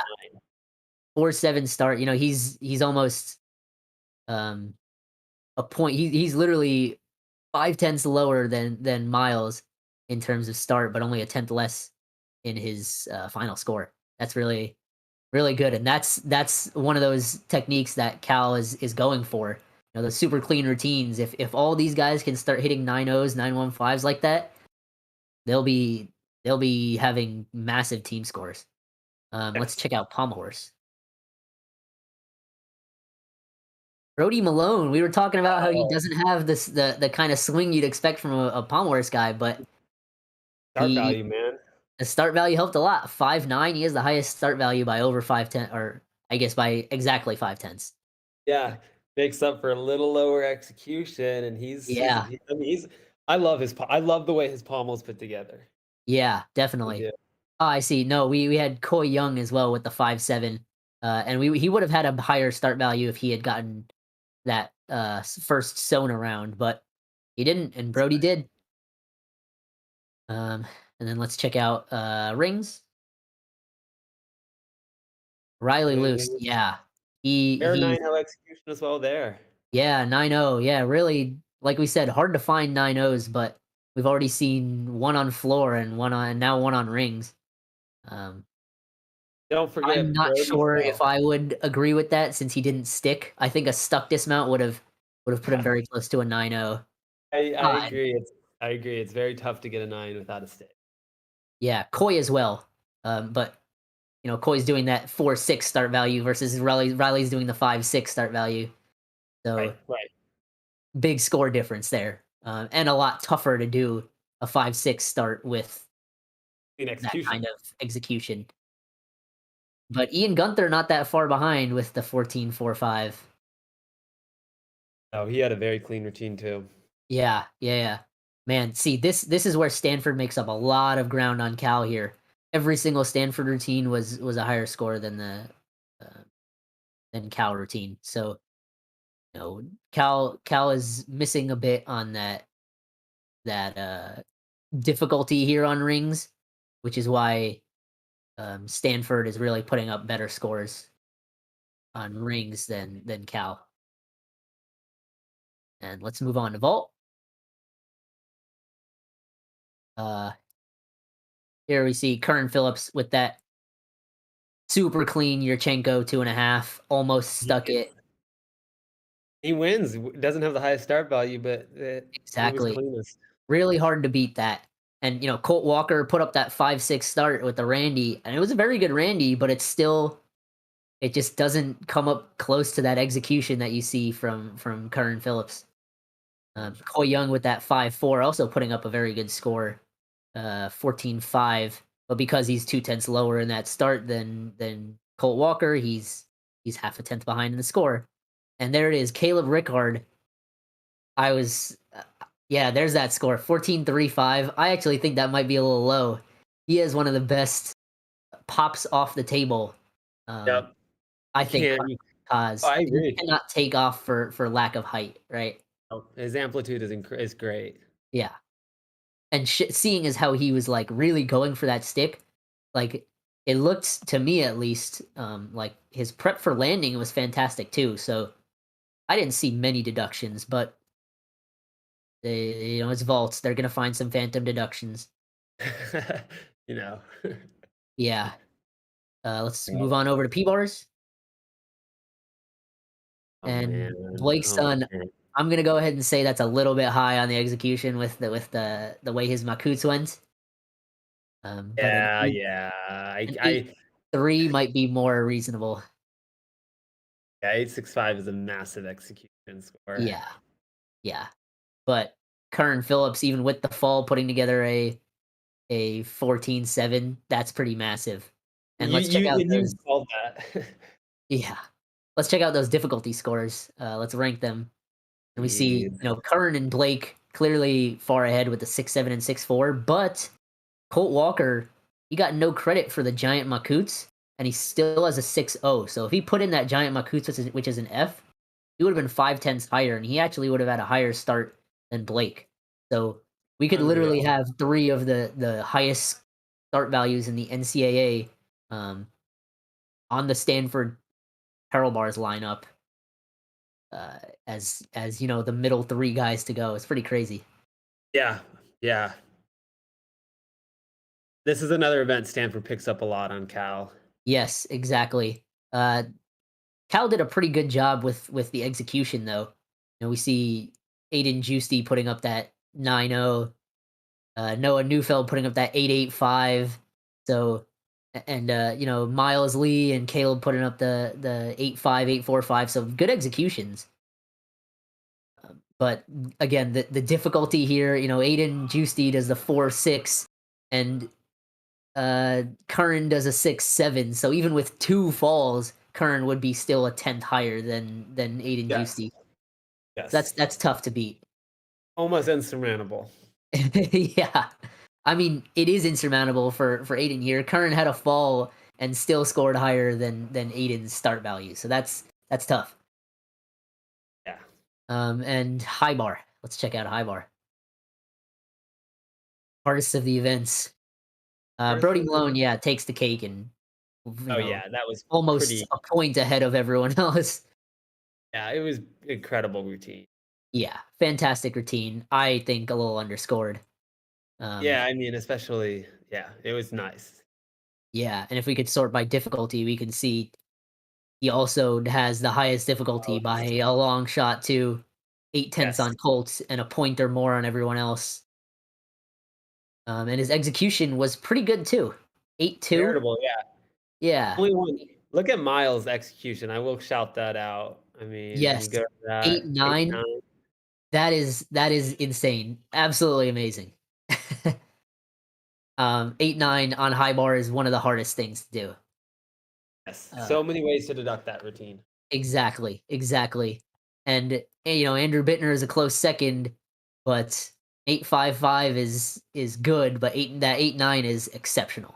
So that's again that's where Cal is really trying to capitalize and hit those high executions. And once the whole lineup starts hitting more and putting together executions like that, we're gonna see some big scores from them.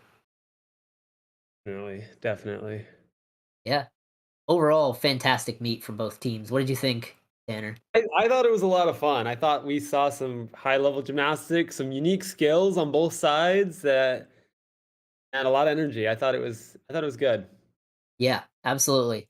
Both teams look like they're mid-season right now. A lot of mishaps here and there, but they both look like they're really pushing Stanford with that difficulty. Cal, some of the guys are really doing those big routines, and the rest of the team is really pushing that execution, and it's showing. So once the refinements come in and consistency comes in at the end of the season, it's gonna be a fun postseason for both teams. I agree. I can't wait. Yeah, awesome. Anything else from you, Tanner? No, just thank you. Thanks for everyone putting this on, and I'm really glad to be, be able to be there with this. Yeah, absolutely. Yeah, yeah. It was fantastic to be able to host this, and thank you for coming on. Yeah. As much as we have our Stanford Cal rivalry, I wouldn't Yeah, want to do it with anyone else. I appreciate that. Yeah, awesome. Yeah, man. Yeah, really, really fun meet. Like you said, thank you to everyone who helped to make this happen. Thanks everyone in the stream for joining in, and have a good night. Enjoy the Super Bowl. Yeah, for sure. I know that's where people are gonna be heading. So, all Yeah, right, man. Have a good one. yeah, you too. Signing off. And off.